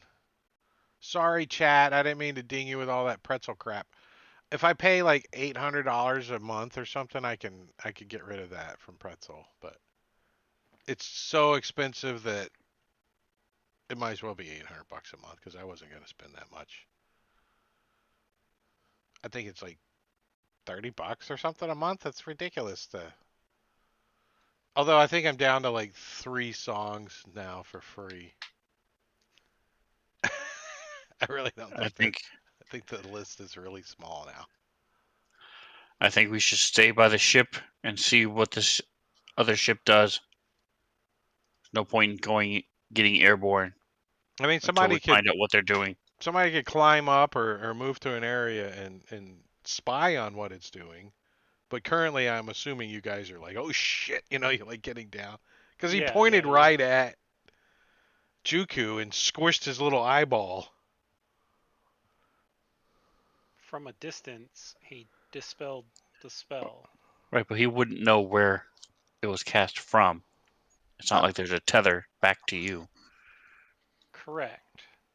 he might have a spell that can do that, though. We don't know. They're red wizards. They have magic that's beyond what most people can do. And that looked like a lich. You're, Yeah, it's you're, probably what it was. It's kind of their major export. You'll Didn't hear you? from behind you. What's a lich? It's a wizard who decided he didn't want to die, so he used magic to keep himself, well, unalive. it's like a really powerful raisin. Does that help? Like Paige? Yeah, like Paige. Yes, exactly like Paige. Okay. They can cast fireball. Can from they though? from pretty far, Uh, 150 away. 5e dumbed it down. It was like 4 miles, I think, in second edition. You could just blow up a whole town from like orbit. Just just nuke it from orbit. What was that? Aliens? Yeah. They dumbed it down a little in 5e, 150 feet, which is well beyond most maps on Fantasy Grounds, anyways. We don't have that um, much map So space. shall we try and head towards the ship? Maybe cast yeah, pass didn't without trace on us, and then we move towards the ship as fast as possible? didn't you say that these are the uh people who kidnapped your friend? Do you think maybe your friend is with them here? Possibly, we could mount a rescue operation, maybe, but a frontal assault is out of the question. Yes, we should move. We're moving toward the. Eleazar is moving toward the ship. I'm running toward the ship. Yeah, Juku is Oh, too. you guys are right next to the ship. I mean, but the ship's not ready to like take off or anything. You Can know, we you kind of We're had going it to our ship? deflated a little because you're stealthy mode. Right. branches and hide the ship? Yeah, I assume that's what you guys had already done. Okay. Yeah, we would have tried to. Yeah, I mean, I was under the impression that you guys were in stealth mode kind of already when you started towards Mesro. When you saw these two ships, you're like, oh shit, let's get this down, let's get it packed down. And so, I mean, you can run back to the ship and grab stuff or hide in it. Is that what you guys are thinking? I think we're gonna go. It's clear to probably at least the DM that they can spy on the ship. They know where to find it. Well, they just teleported an assassin crew on the deck of it in mid-flight. Maybe we should stay away from the ship and see if they come to it, because if they can scry on it, teleport to it, there's nowhere we can hide from 10 wizards and a lich. The lich bothers me. Wizards bleed, and they don't bleed for very long before they die. But the lich, he worries me. If they wanted to attack us, they would have already attacked us. They left and went somewhere else. They didn't even come confront us themselves. They sent assassins, and they took Paige. They could have taken the boat back if they had wanted at that point, but they just took Paige. So you guys Have my now, crossbow ready. yeah, you guys can now hear and start to feel the wind pick up a little bit. The ship getting closer. It's definitely moving towards you guys. I'm going to get behind cover and have my crossbow ready and my morning star ready. Um, are we hiding away from the ship? Yeah, Juku will hide some distance from the ship. All right, I'm casting Pass Without Trace on all of us. plus 10 So to your stealth. so are you guys like? I mean, it's pretty bare out here a little bit. I mean, where the ship is, you guys got some palm fronds and stuff over the top of it, and it all matted down and stuff. And it's between like these two tree lines and stuff. But the true dense thickness is actually inside the city. If you wanted to get cover, there's buildings in there. There's all kinds of This is about ways. 100 feet from the ship. This little copse of trees here. So this is where Eleazar would hole up. He's But the presumption is they're going to come after the ship. He wants to be close. Yeah, there's definitely some spaces in that clump of trees there that you guys could hide in and watch and see what happens if that's what your And intention is. we'll hide Larry, Mo, Curly, and Shemp as well. Get them away from Oh, her. you get them off the ship too? Yeah. I think we probably would have told them to hide nearby off the ship just in case. It's big and there was always a chance of it being spotted. So the ship does come into view as you guys are rolling us. Oh, wait, I want to push it. I want to push it. Request roll. Check is going to be a skill check, which is called starts with an S, ends with a stealth. I don't need a DC, and I just push that. Did that work? Why didn't Snow get I the didn't get roll? You one. pushed initiative.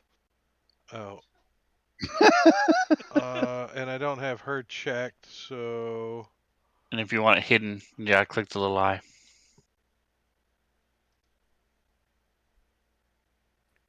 So you set it to stealth and then click the button to the left of the word skill. The oh, dice the button to die. the left of the word Ah, I skill. see it. Okay, I got it. There you go.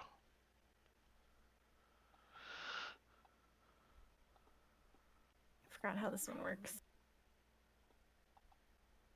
You put the Click. wrong pass without trace effect on us. It doesn't have the skill plus 10. So That's everything's the plus 10 for all these rolls? Okay. Yes. And Wow. remember, you that's click, the only effect it gives me. Chuku. click the die, not the check mark. Chuku, you only have a plus 1. To stealth? Yeah. Yeah, so.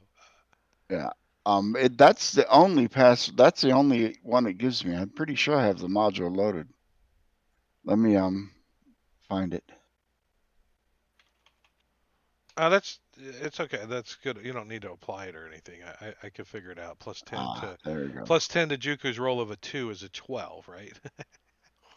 Yeah, I just think I didn't His drag the turtle wax is just shining properly in the coded sun. version. He's like trying to hide in the bushes.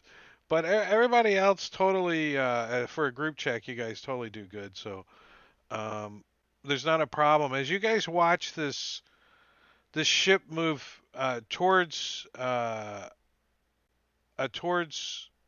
you guys, but it wasn't the ship moving towards you that you heard. You heard the ship, and then it goes vanishes as well, like steps through a portal.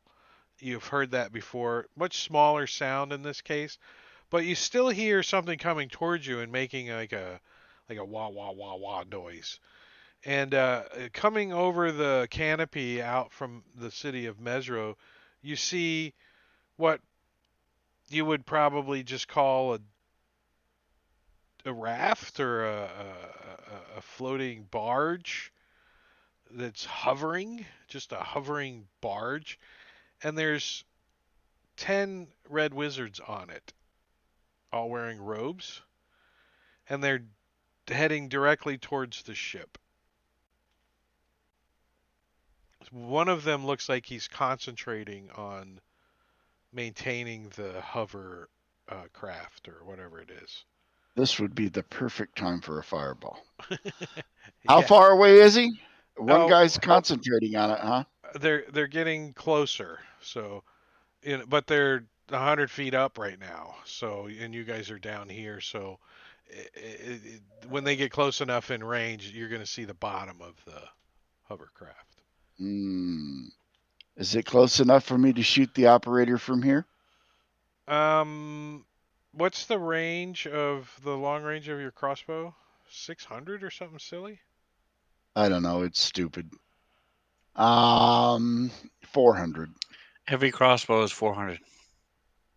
400 feet. So, yeah, you think you might be able to wing the guy, but he definitely would probably know where the crossbow came from. Remember, you guys were hiding. Yeah, we're hiding. I'm just going to train from hiding. I'm just going to keep the crossbow pointed at him. Hopefully, they'll come over and then kind of lower down because I would love to have that floating raft thing that they've got. That would be cool. Yeah, that's exactly what happens. Is they kind of fly right over the top of you guys in a direct, not a direct path over the top of you, but kind of a few feet away from you, but directly over the top of you, directly towards the Legend Seeker. And and the thing is coming down on an angle. And when it gets, I don't know, 70 feet off the ground, you see five of the red wizards just step off of the hovercraft and just kind of float down towards the ship, which is those five guys are now 200 feet from the ship from you guys on the ground looking at the ship, and the hovercraft kind of turns um, and starts doing about 100 feet up. It starts doing a pattern search, um, but it looks like they're gonna like fly over here and start looking over the city. So they're all kind of peeking off the side as one of them's concentrating on it. 22 months. Bam! Thank you, Engorgio, for the resubscription. Thank you, sir. Bam. um, so what are you guys thinking?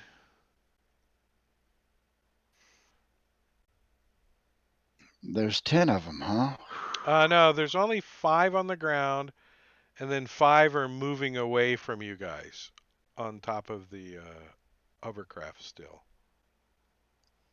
And the 5 in the air are within sight of the 5 on the ground.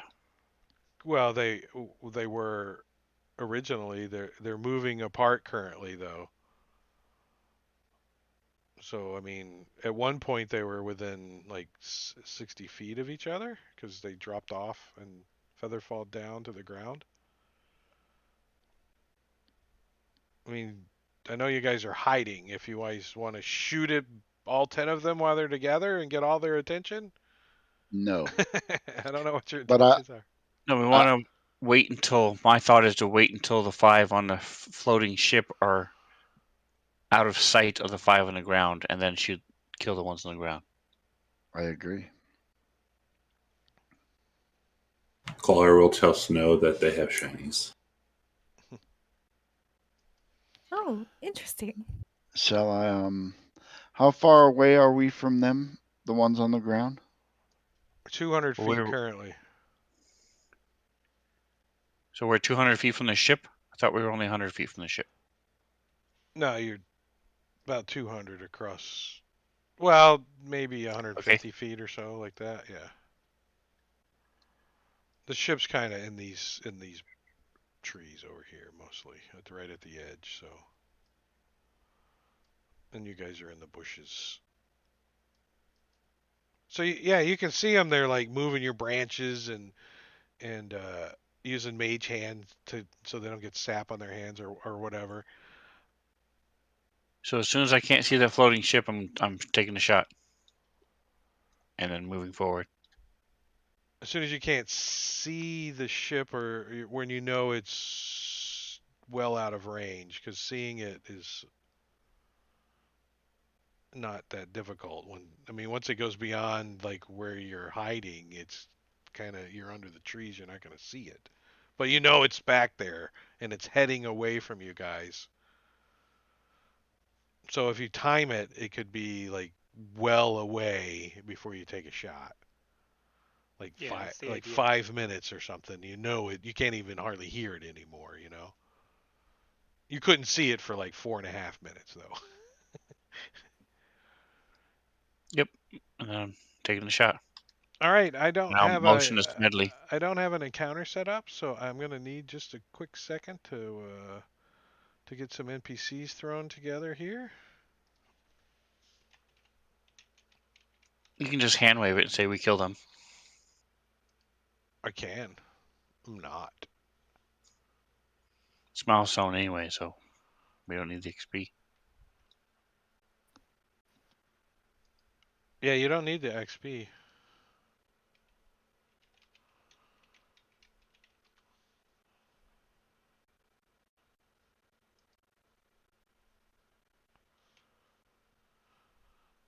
All right, let's do.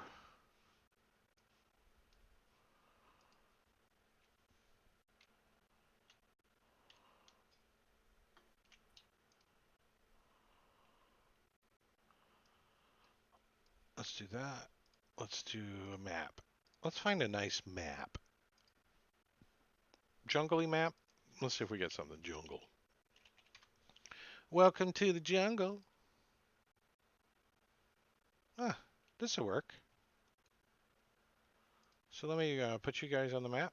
You guys are over here, hiding in the trees, and we're gonna say the. I'm gonna give you this map so you can start kind of moving things around a little bit. And we're gonna say that they are.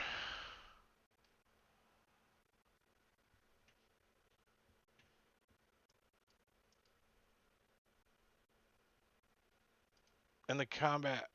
No, yeah, and, oh, and they are like over here, and the ship is token.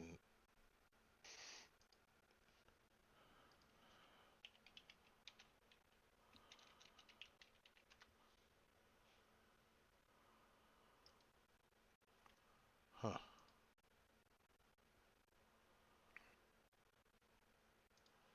Token, not an image. That's why.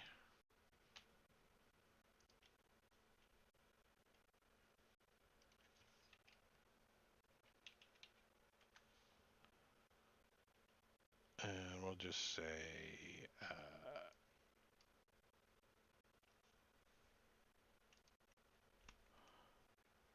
there's a ship. Whatever.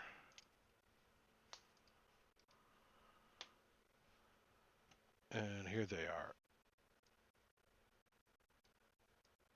So go ahead and take your shot, Eleazar.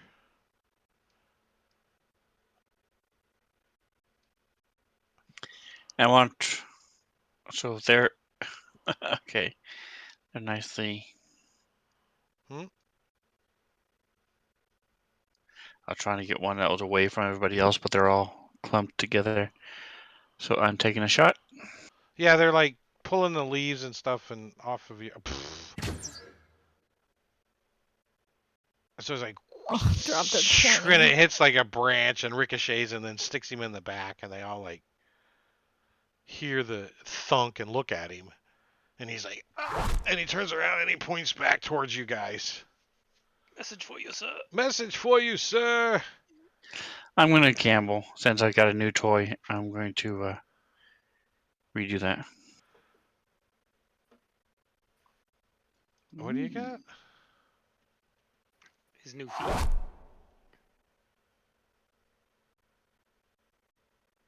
Nice. 2 more points. All right. There you go. And I motion to Smedley, and then I'm going to start sprinting toward them. All right, so that initiates the big old fat juicy initiative. As we're going into some combat.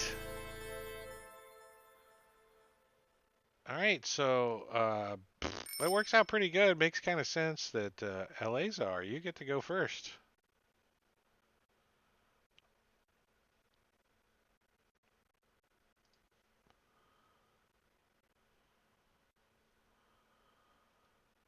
I locked the token so you can do your movement counts.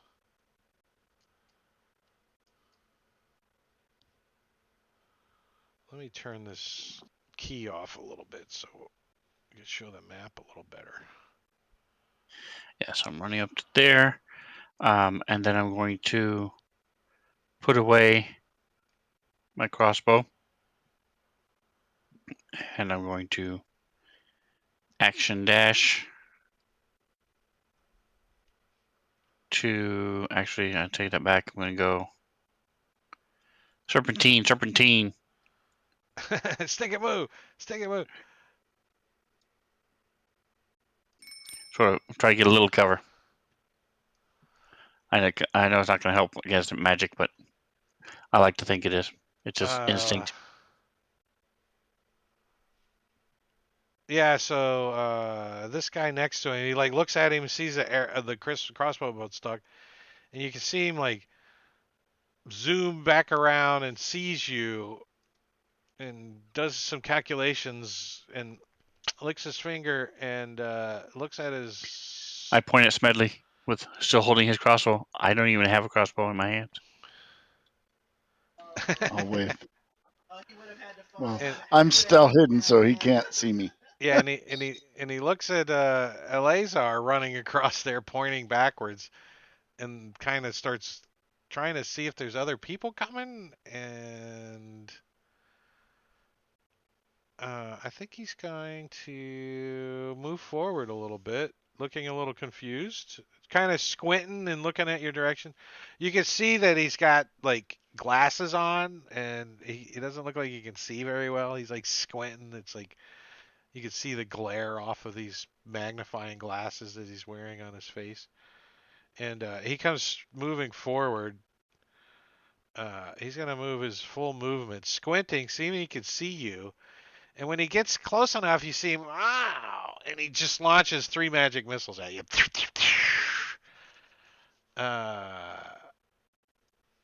And they slam into you through the palm frond, around the tree, dragging the whole combat tracker across the map. I like when I do that. It's so fun. Because I'm a drag and dropper. It's my favorite. I wish you could just like lock it in place with a little lock button. Boop, okay. And then if I want to move it, I'll just go boop and unlock it. But you can't. I There's only agree. one screen that you can lock, and I don't like it. Just put a lock on it Should be all. able to do it with the map too. Yep. Lock it in place. This should be an extension. Matakiri, just take care of that for us, would you? Come on. Make an extension called Lock All. It puts a little lock icon on stuff. So 3 magic missiles. He's squinting. He's looking at you. Juku. Are you... Juku's down in a hole. He's like got comfy. He's like he's been watching what the hell's going on. We can't hear you, maybe? Can you hear me now? There we go. Yes. Oh, that was weird. So he's gonna try and stay behind these plants and take the dash action to get out kind of over to here. He's still way too far out for anything of his to work. Does it sound like an old Winnebago moving through the woods as he goes running through there? I don't know. It sounds like a bloated stegosaurus running through the underbrush.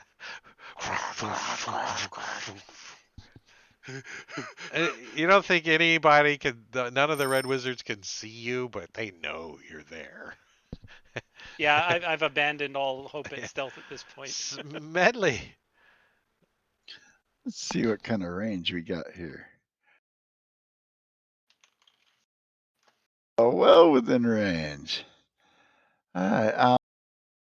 I'm going to try out my new toy too. I'm going to take a -5 to hit for a +10 to damage with my sharpshooter feat. Oh, you have sharpshooter? You do probably have too much cover there. You probably need to move down a little bit. I ignore cover with sharpshooter. That is complete cover. Okay, well then I will step out into the open. Yeah, Um, I would allow you to fire from here, though. I don't mind. I don't mind stepping all the way out. Okay. So we'll say there. He's going to know me soon, anyways. Yeah, he doesn't see shit. He's got these glasses on. He's looking. He seems squinting. He got some magic missiles out. Because all you got to do is see a blurry target for magic missile to work. As you fire your crossbow at this guy. He's got a vicious walk, though. It's really vicious. Swap! He didn't even hear it coming. He can't even get shield up in time. He's like, wow, wow, swap! Sticks right into the side of him. Damn it! My dice are right over my mod box, and I cannot move them. My mod box. You can't get the mod box. Is hard to move. You got to get between the modifier square and the A right in the middle and right click and unlock it. Then you can scooch it around a little. Suck that. 16 points of damage. Whap. He like spins around. His glasses like get all crooked on his head. He's like, wait. All right, I'm gonna expertly rack another bolt and line up another -5 +10 shot. You see him ducking now. He's like, it doesn't help. Shoot him right in the ass cheek because he's trying to duck. He's like, you see him limping. He's trying to, he's leaning towards back, trying to get towards the boat now, away from you. Suffer not a red wizard to live. He used to be an adventurer. Klar. All right, so Collar's going to look over at Snow and go, psst, psst, psst, psst. Come on, kitty, and take off running. Kitty, kitty. She chuckles. And then he's going to bonus action dash. Does he look like he is a little bird on a string? I'm just asking. Yes. Kitty, kitty, kitty. She's excited to show the party what she can do. So you're dashing behind the tree stump? Yes. You actually might even be able to get into the fight. Are you bonus actioning hiding? Maybe. Nope. Then he's going to action dash. Up to there. And that's my turn. So nothing stealthy about that move. Oh, no. Absolutely not. Like a My turn. He just takes off running like a bat out of hell. like a So, pelican flying using through the my- woods. Feline agility, I can move 60 feet as part of my movement.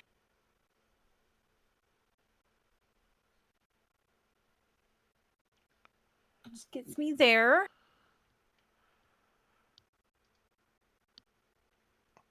And then I will use a second level spell slot to cast Mirror Image on myself. And I'm curious, Drake, if you have the Mirror Images extension or if you do not. Yeah, I think I do. All right, let's find out. Well, when you do, all these little kittens of you reappear, and you can all hear them.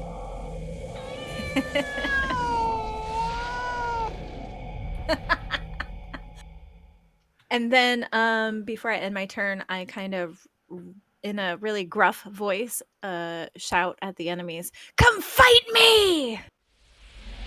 And that will be... And she growls.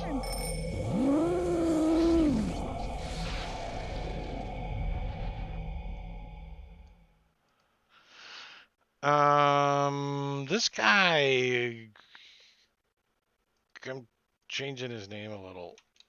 There we go. Because we just don't want him running around hard all day. Just be distracting. Still counts. Still counts. Oh, what a way to introduce yourself to a group of gamers. That was classic, wasn't it? yes, it was. So this guy's over here on the side. Let's see. I can see everybody. I know everybody's there. No one's hiding anymore. But she's calling it out, and let's see how far away. 170 feet. Hmm. I think. I think he. I think the only thing he can reach that with is.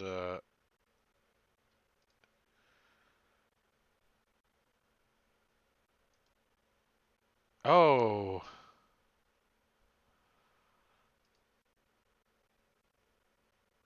All right. So yeah, he's gonna move forward.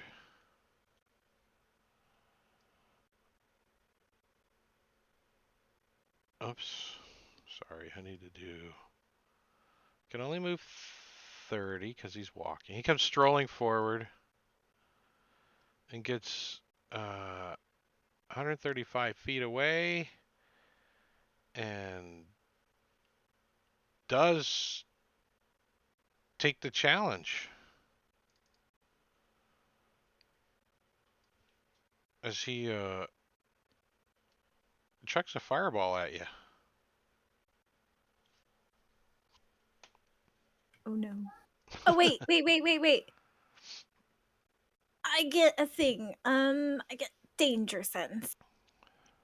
Which gives I you have advantage on dexterity saving throws against spell effects that I can see, or such as traps and spells. So against spells as well. uh it helped. You succeeded on it, so you're only going to take half the damage. I forgot to put that effect on myself. Sorry. I think it's like always on. I don't have to call that I'm using it, right? Yes, that's correct. It is. Cool. Thank you. In the spells, My bad. barbarian, danger sense. Yeah, sorry. I've All never right, played a so yeah, barbarian. he launches a little ball of fire at you. Poof, and you kind of jump out of the way a little and only take. That was a pretty crappy roll, but not horrible. And you take 13 points of damage as he drops a fireball on you. Prismatic Speared.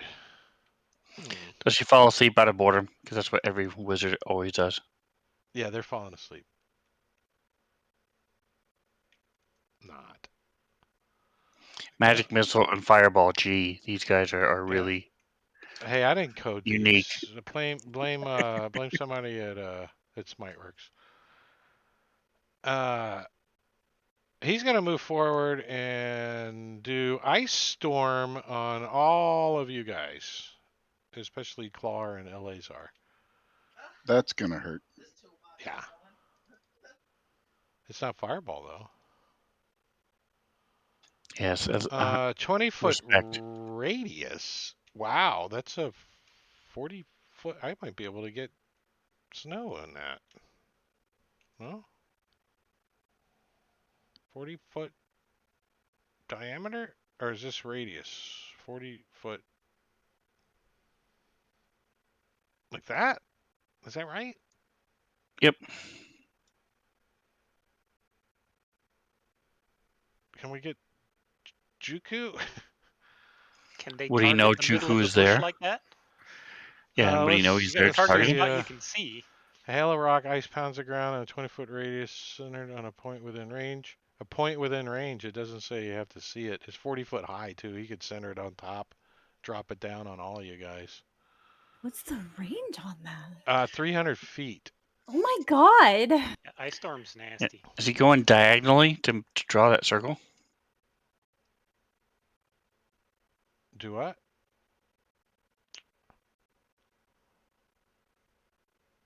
What's the question? That's a 40-foot radius. Yeah.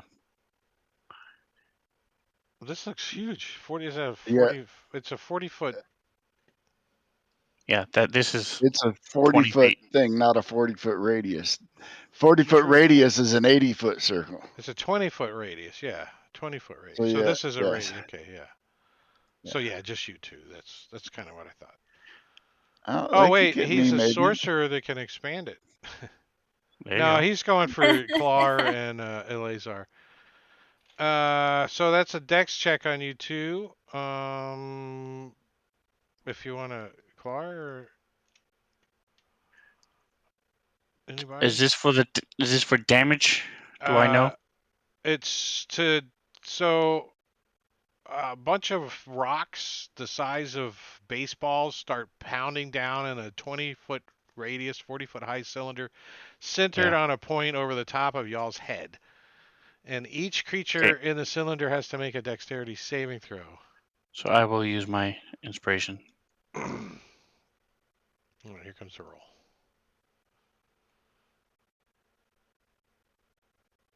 And here's the damage. Do I get evasion because I'm next to Clar? Yeah, well, no, Clara uses you for evasion and doesn't take any damage. He jumps behind you. He gets under the brim of your hat.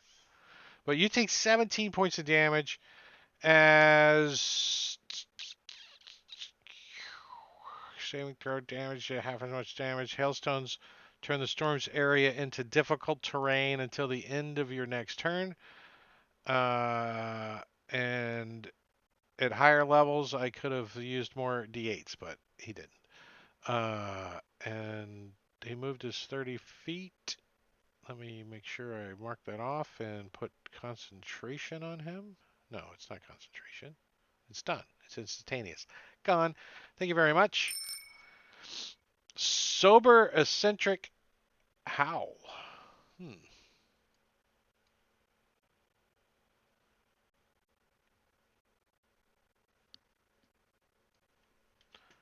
He's going to cast a spell on himself.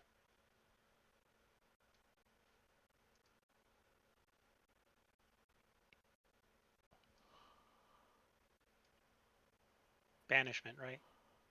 It, Spell he's do you casting on think? himself. You think way over there on the other side of the trees, hearing what he's saying, you think that could be a possibility?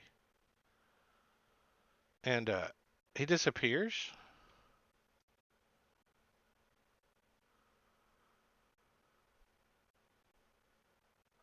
Uh, yeah, We all have our lanterns of revealing.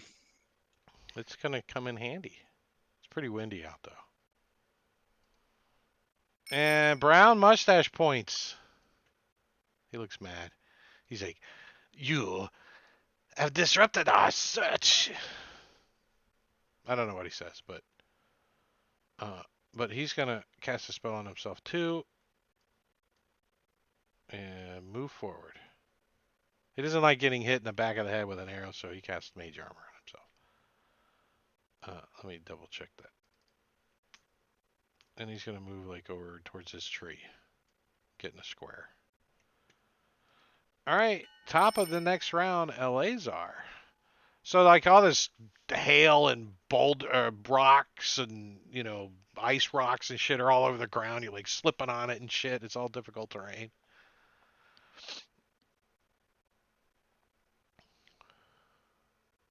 Okay, so that's my movement. I'm then going to take out my shield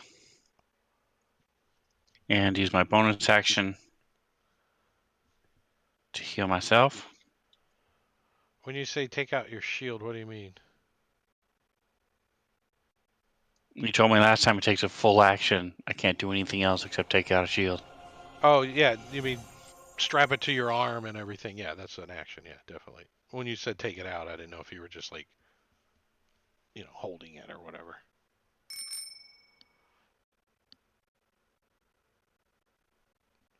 Smedley. Well, now He's let's get a little bit closer to the act. he's like looking down at the two crossbows in him. He's like, some of his guts spilled out on the ground. He's like, oh, he picks them up and he looks at you. And you think he's going to cast magic missile at you before he dies. Vicious walk. Let him, because I don't think he's going to get to it. I'm going to move forward and I want to give him my inspiration to give him advantage on that shot. Well, what do you yell something out? What do you yell Sure. out? You can do it from the back of the bushes. You got this, dude. Like the turtle from Cowabunga. Cowabunga, dude. Schmedley, give yourself advantage. All right, I'm still having to struggle with my dice being on top of my buttons. I All can't. right. You need to move the buttons out from under the die. That's the hard part. Yeah, I have, and it's fighting me. So I will just let's see.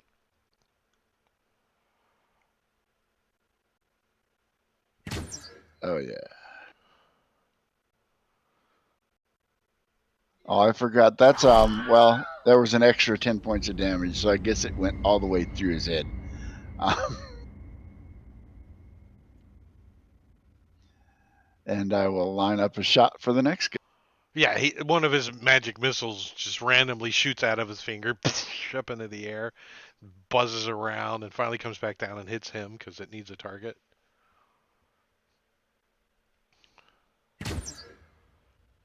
Prismatic beard And like jumps aside a little bit. I'll hold look my thumb and hold it up in the air. Wind was a little off on that one. I'll get you next time. He's like,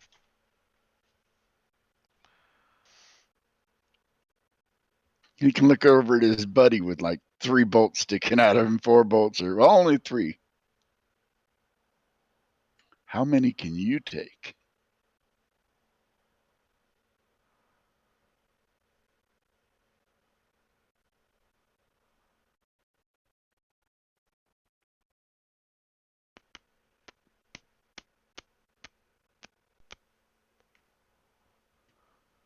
okay. Snow. Ooh, me first.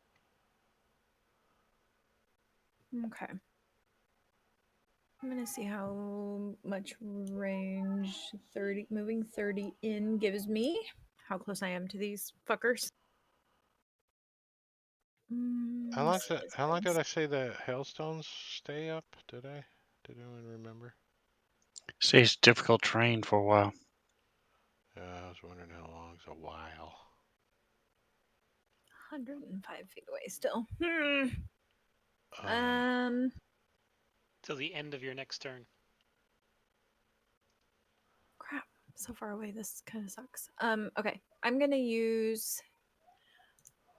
Make sure I can reach Clar. Okay, I will use one of my bardic inspiration, and I'll turn to Clar and I'll say, "Let's go! We got people to kill." And I will give him bardic inspiration, which is a d6 at my level. is there a range on Bardic Oh, I Inspiration? did. 60 feet? Yeah, 60 feet. yep. You're And good. then, Clar, whenever you're ready to use it, I have the other effects for like whether you're going to use it on an attack roll or saving throw or whatever, or you can do it Okay. manually, whichever you prefer. And then I'll use my action because it's a bonus action for bonus or bardic inspiration. I'll use my action to dash, and I'm still yelling at these fuckers to come fight me. Just a little smolder coming off your fur from the fireball. Are you of the college that allows bardic inspiration to be used with damage? Well, that's an optional rule in Tasha's, so it just depends on if Drake allows that. It's not It's an a optional rule. it's a Valor Bard standard thing if you're a Valor Bard. Yeah, It's an it's a optional rule in Tasha's.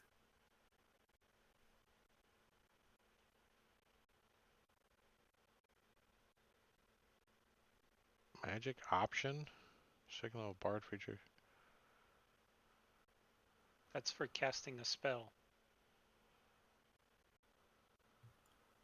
Yeah, that restores hit points or deals damage. I don't know. If it's another feature, it's not from my particular subclass. This is the only one I'm aware of, the Tasha's Cauldron feature.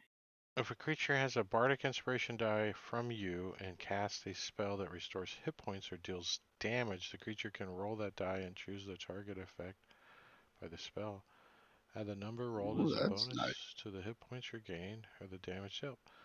The Bardic Inspiration die is lost. So does that replace the standard roll as an option? No, I I don't think think it so. I think adds it's to it. just in addition to, but it's an Yeah, they just optional rule they expanded the put use of in bardic Tasha's inspiration. Cauldron. Yeah. No, I'm a lore bard, so Anywho, that will end my turn. Caller will say thank you. I never. Now go get him. I don't even own Tasha's. I mean, I might own the book on Oh, the table, maybe, but I don't own the. oh no. And Oh, guys, my I only got it barbarian because some players were subclass. like, "We want to make some really crappy character designs and stuff." I'm like, okay.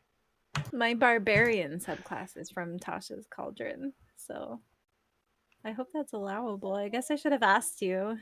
No, My, we're using Tasha's. It's Okay. allowed on the table. I just don't know a whole lot about it. That's all. Okay. yeah, my subclass is from Tasha's too. I'm more learn from the players than dive into it myself. So I'm like, teach me. So Clara's going to get up close to this guy that did the ice, and we'll throw some daggers. He's like, watch, bats one away. Bonus Are you, action. are you flying? No. Sad. And then we'll use Bardic Inspiration to see. 15? Yeah, that probably hits. Let me see. Yep, that hits. Sweet.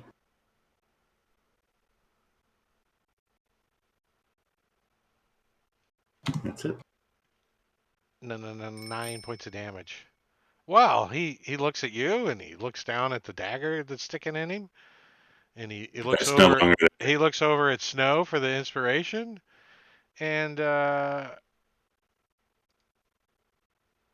he's gonna move up to a little bit. Oops. So about here, and then he's gonna look at Clar, and he's gonna say, "Fly, fly, fly away, little birdie. Fly, fly away." It's toxic. I will use advantage on that save for the inspiration.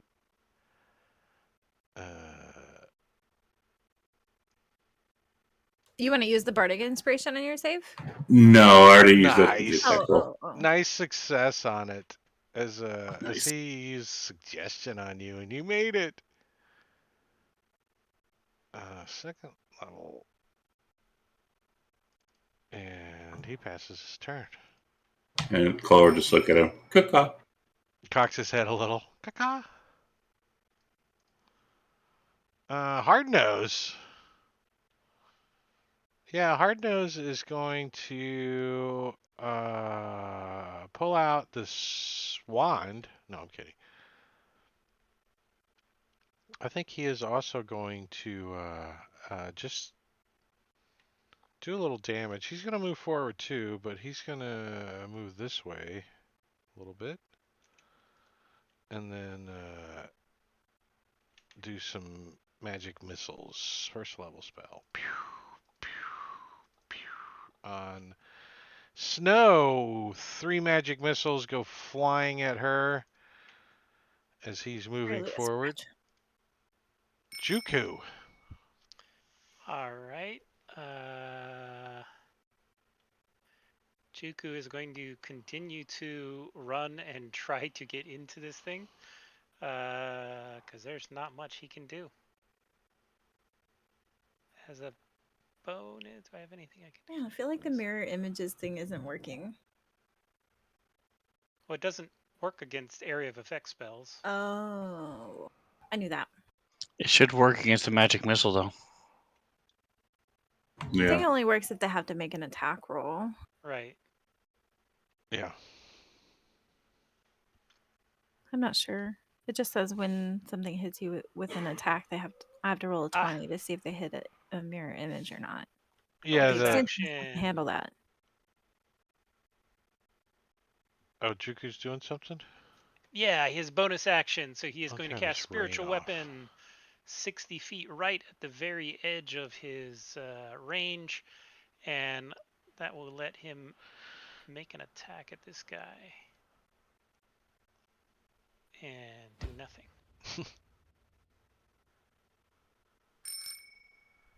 Brown mustache points.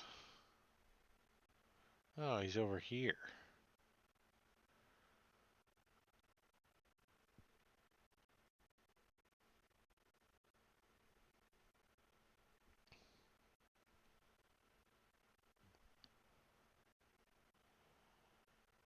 I think he's going to cast a spell on himself.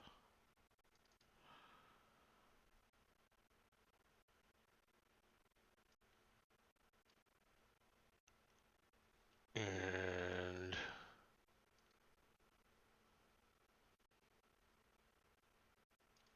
he's going to fly up in the air. Not down in the dirt, up. So he's going to fly, I'm going to say about 30 feet up, kind of over here. Like over the trees Clar a will, little bit.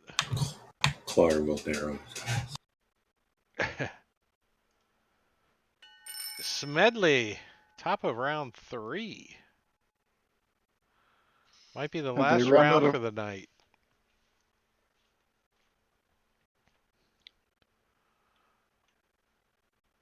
I'll keep walking forward. Oh, I see Prismatic Beard is still waiting. Yeah, you got Eleazar targeted too. I don't know why. Oh, let me undo that. I have no idea I why. think I did it on accident.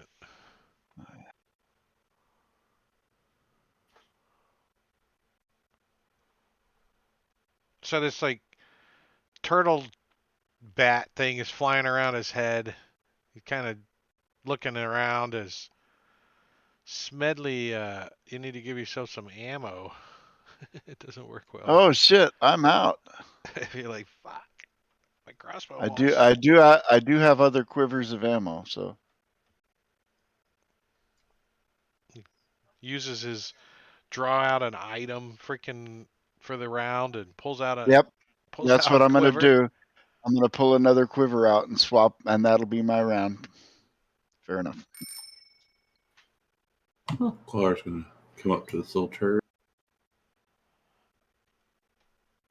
Too bad you can't like get a advanced spiritual weapon that causes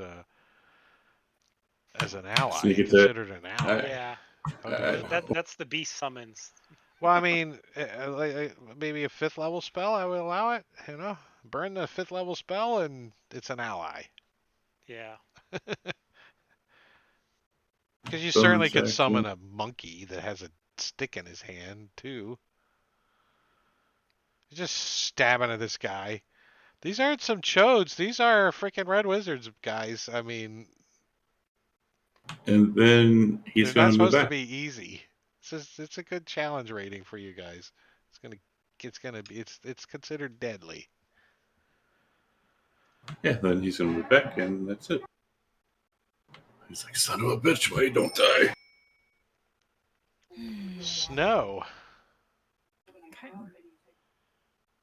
I'm gonna cast.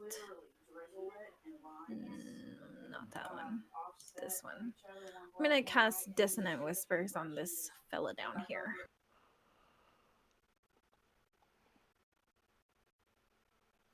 Failed. Wait 1 second.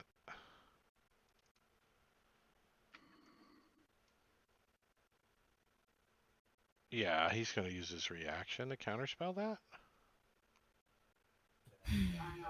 Okay. I will move 30 feet. What? Who is he? I want to mark that. Hard Hard nose. news. So I need to remember to mark his spell slot when I get down there. Can you open it up? Sorry? Can you open the NPC sheet up when it's not their turn to Oh. check off? Yeah, just click the. Double click their token on the map. Oh, it's to click off the spell slot. No, you have to Yeah, click on their turn you and have to make be it on their their turn. turn. Oh. Let me But go back. I can mark. Can I If mark? you expand their actions, Yeah, the the little if you click on the actions part little on their sword combat thing tracker, to expand their actions, you can you can do it modify from their Oh, the there spell it slot. is. There, I knew there was a way. And that is a thank you. 3rd level spell. I want to mark off, and I want to use this reaction. Okay, cool. Keep going. Sorry. No, you're good. I totally understand. I'm just gonna, since Move my up. spell fizzled, I'm just gonna move. I'm trying to get in range so I can Yeah, rage. He goes, and wiggles his finger and counter spells you. I'll say to him, "You see this axe? It's got your name written on it." And that will end my turn. Eleazar.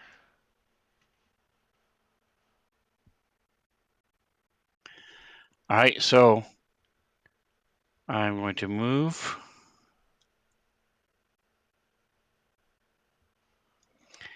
And this time I don't have to use my full action to draw out something. So I'm going to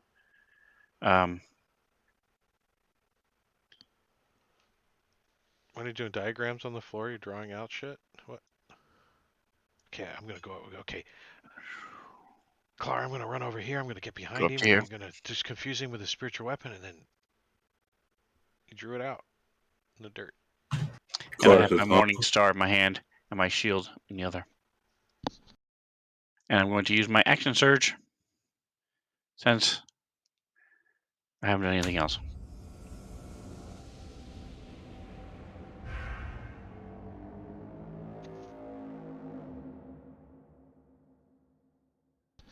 That was an ominous noise.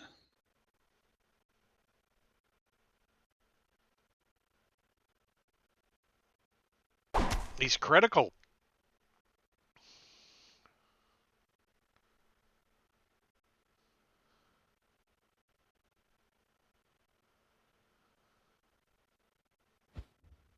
He's gonna counterspell your hit. Say no. See And him. then I'll turn He to like face the one in the bush. he like tries to like misty step as you like bashing his skull in with your morning star. So he's like, and he just falls over dead. Use the last 5 feet of my movement to go toward the one in the bush, sort of stalking over to him, He's blood not in the dripping from that bush. morning He's star. 30 feet up. Just to Oh, he's remind up you. in the air? Yeah. Okay, never mind. I'll go this way. You look up at him, you're like, huh, and then you look over at the guy on the ground, and he looks up at the guy flying, and he's like, I can do that too. I'll try to get Smedley's attention and point to the one that's flying. Oh, Smedley's like cinching up his quiver and shit. He's full quiver of crossbow bolts. He's ready. He's ready. But Mustache points up in the air, smiles, kind of sizes up. You guys all grouped up, and drops a fireball down on you guys. I wish I had an attack roll. It's fine. I have danger sense. I can't cutting words anything because they're not using fucking Let's shit with see. attack Brown rolls. Mustache is using another third level spell. Getting a dexterity saving throw on you guys. Clar failed but has evasion. by 1 point. It's the end. So 13 points of damage to all three of you. Poof, poof, poof. And he is going to then fly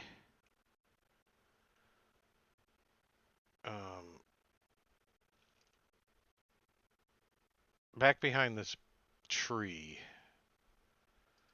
and kind of drop down a little bit. So he's got some cover back there behind these trees. And that's all he's going to do. This guy, he does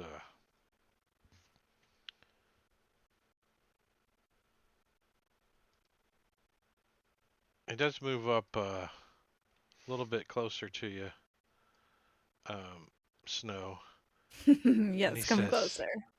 He says, "Kitty, kitty, kitty, why don't you go on home?" And attempts to pass a suggestion off on you.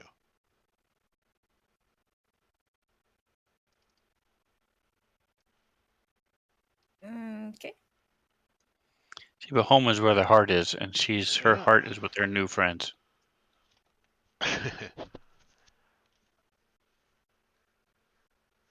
So you feel the charmed condition of leaving.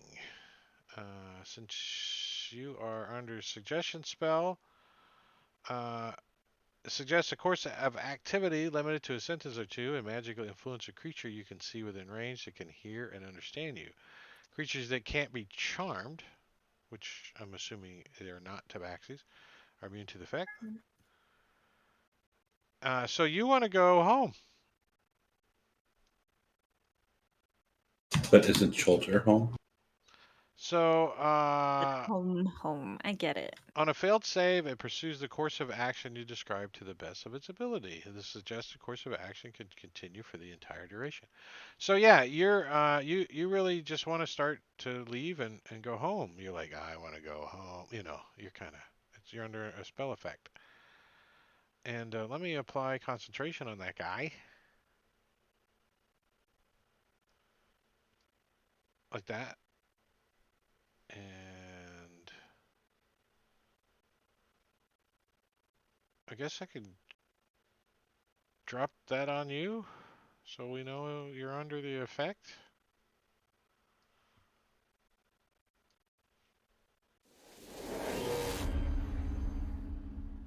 That probably would have done the concentration on him too, wouldn't it have? And he's going to move 30 feet this direction,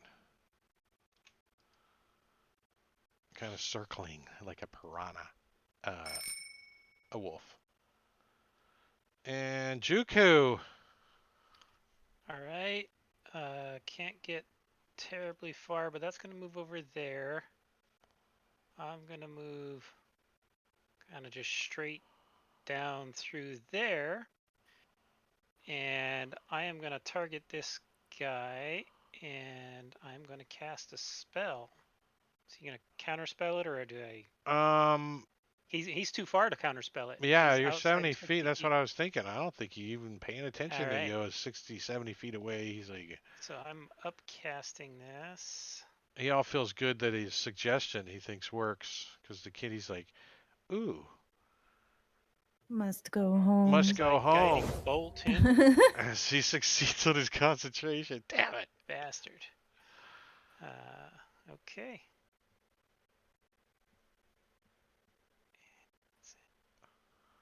And that's top of round. Oh no, that's not. We got this guy.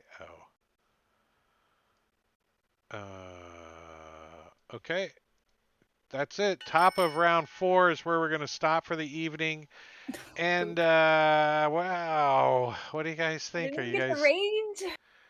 You guys, are you guys getting beat up or what? Love it. Love it. I Um, can't wait to rage. It's speaking gonna be of awesome. Speaking of other games and stuff that's going on, tomorrow night over on Rob's channel, I'm going to be DMing uh, Lost Mines of Fandelver with some of these guys, and you can catch me over there DMing at 9 o'clock Eastern. There's his channel information if you want to click on it and get all set up. On Sunday, I'm also co-hosting with him doing All Things Fantasy Grounds Talk Show, where we talk about some nerdy stuff, mostly around Fantasy Grounds and look at Rob's driveway or whatever. But yeah, that stuff happens over there. And Tuesday, Princes of the Apocalypse. We're getting close to the end of that campaign. We've already established a new campaign to follow up that one. So I think Princes of the Apocalypse, 3, 4, 5, 10 more sessions, depending on how thorough the characters want to be.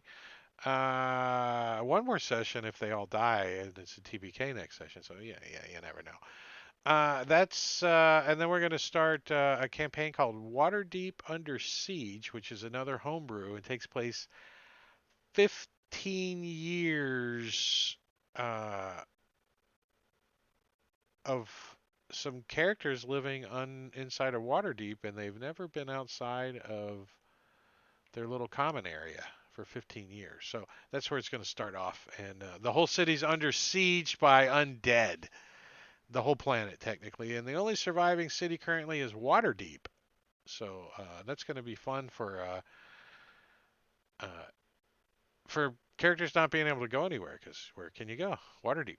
You're in Waterdeep. But that's coming up, and then back on my channel on Friday, where Matakuri will be DMing Empire of the Ghouls, a Midgard campaign setting, which I will be showing the player version of Fantasy Grounds to everybody, including um, the player view tokens, so I can show the other player's view too. So it's not just one player.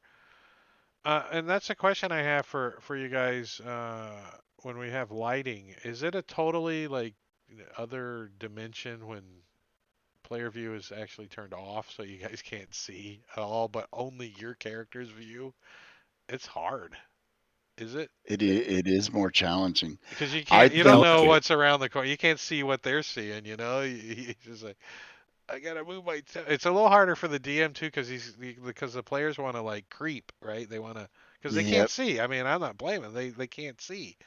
And as a player, I haven't got to experience that too much because obviously I'm streaming it, so that's why Yeah, I'm I don't curious. think it lends itself well to streamed games either. So I stopped using it in my stream games. Yeah, no, I don't use it in my stream games either. But I do use it in games that I'm DMing and show my my screen because I can show it all as a DM. But that's it. Let's see if there's anybody we should be rating. Let's see who's out there. Where is that stuff at? I'm like, my whole dashboard's like croaked out or something. What the hell? Um, Oh no. Rob or Bryce? Let's go. Rob's playing Dungeons and Dragons. Let's go raid him. Yeah, so we're gonna go raid Rob 2E. So stick around for just a minute, chat. Let me get this. Figure out how to get this going from here. I gotta turn the volume off. It's confusing me. And then where's the raid button? There it is. All right, so everybody say good night to the stream Good night. as we start the raid in 8 seconds. We're gonna see you guys. We appreciate you guys watching, and if you're not a follower, please hit that follow button right now. Just push it, follow. All right, we'll see you guys. Take it easy. Bye. Bye.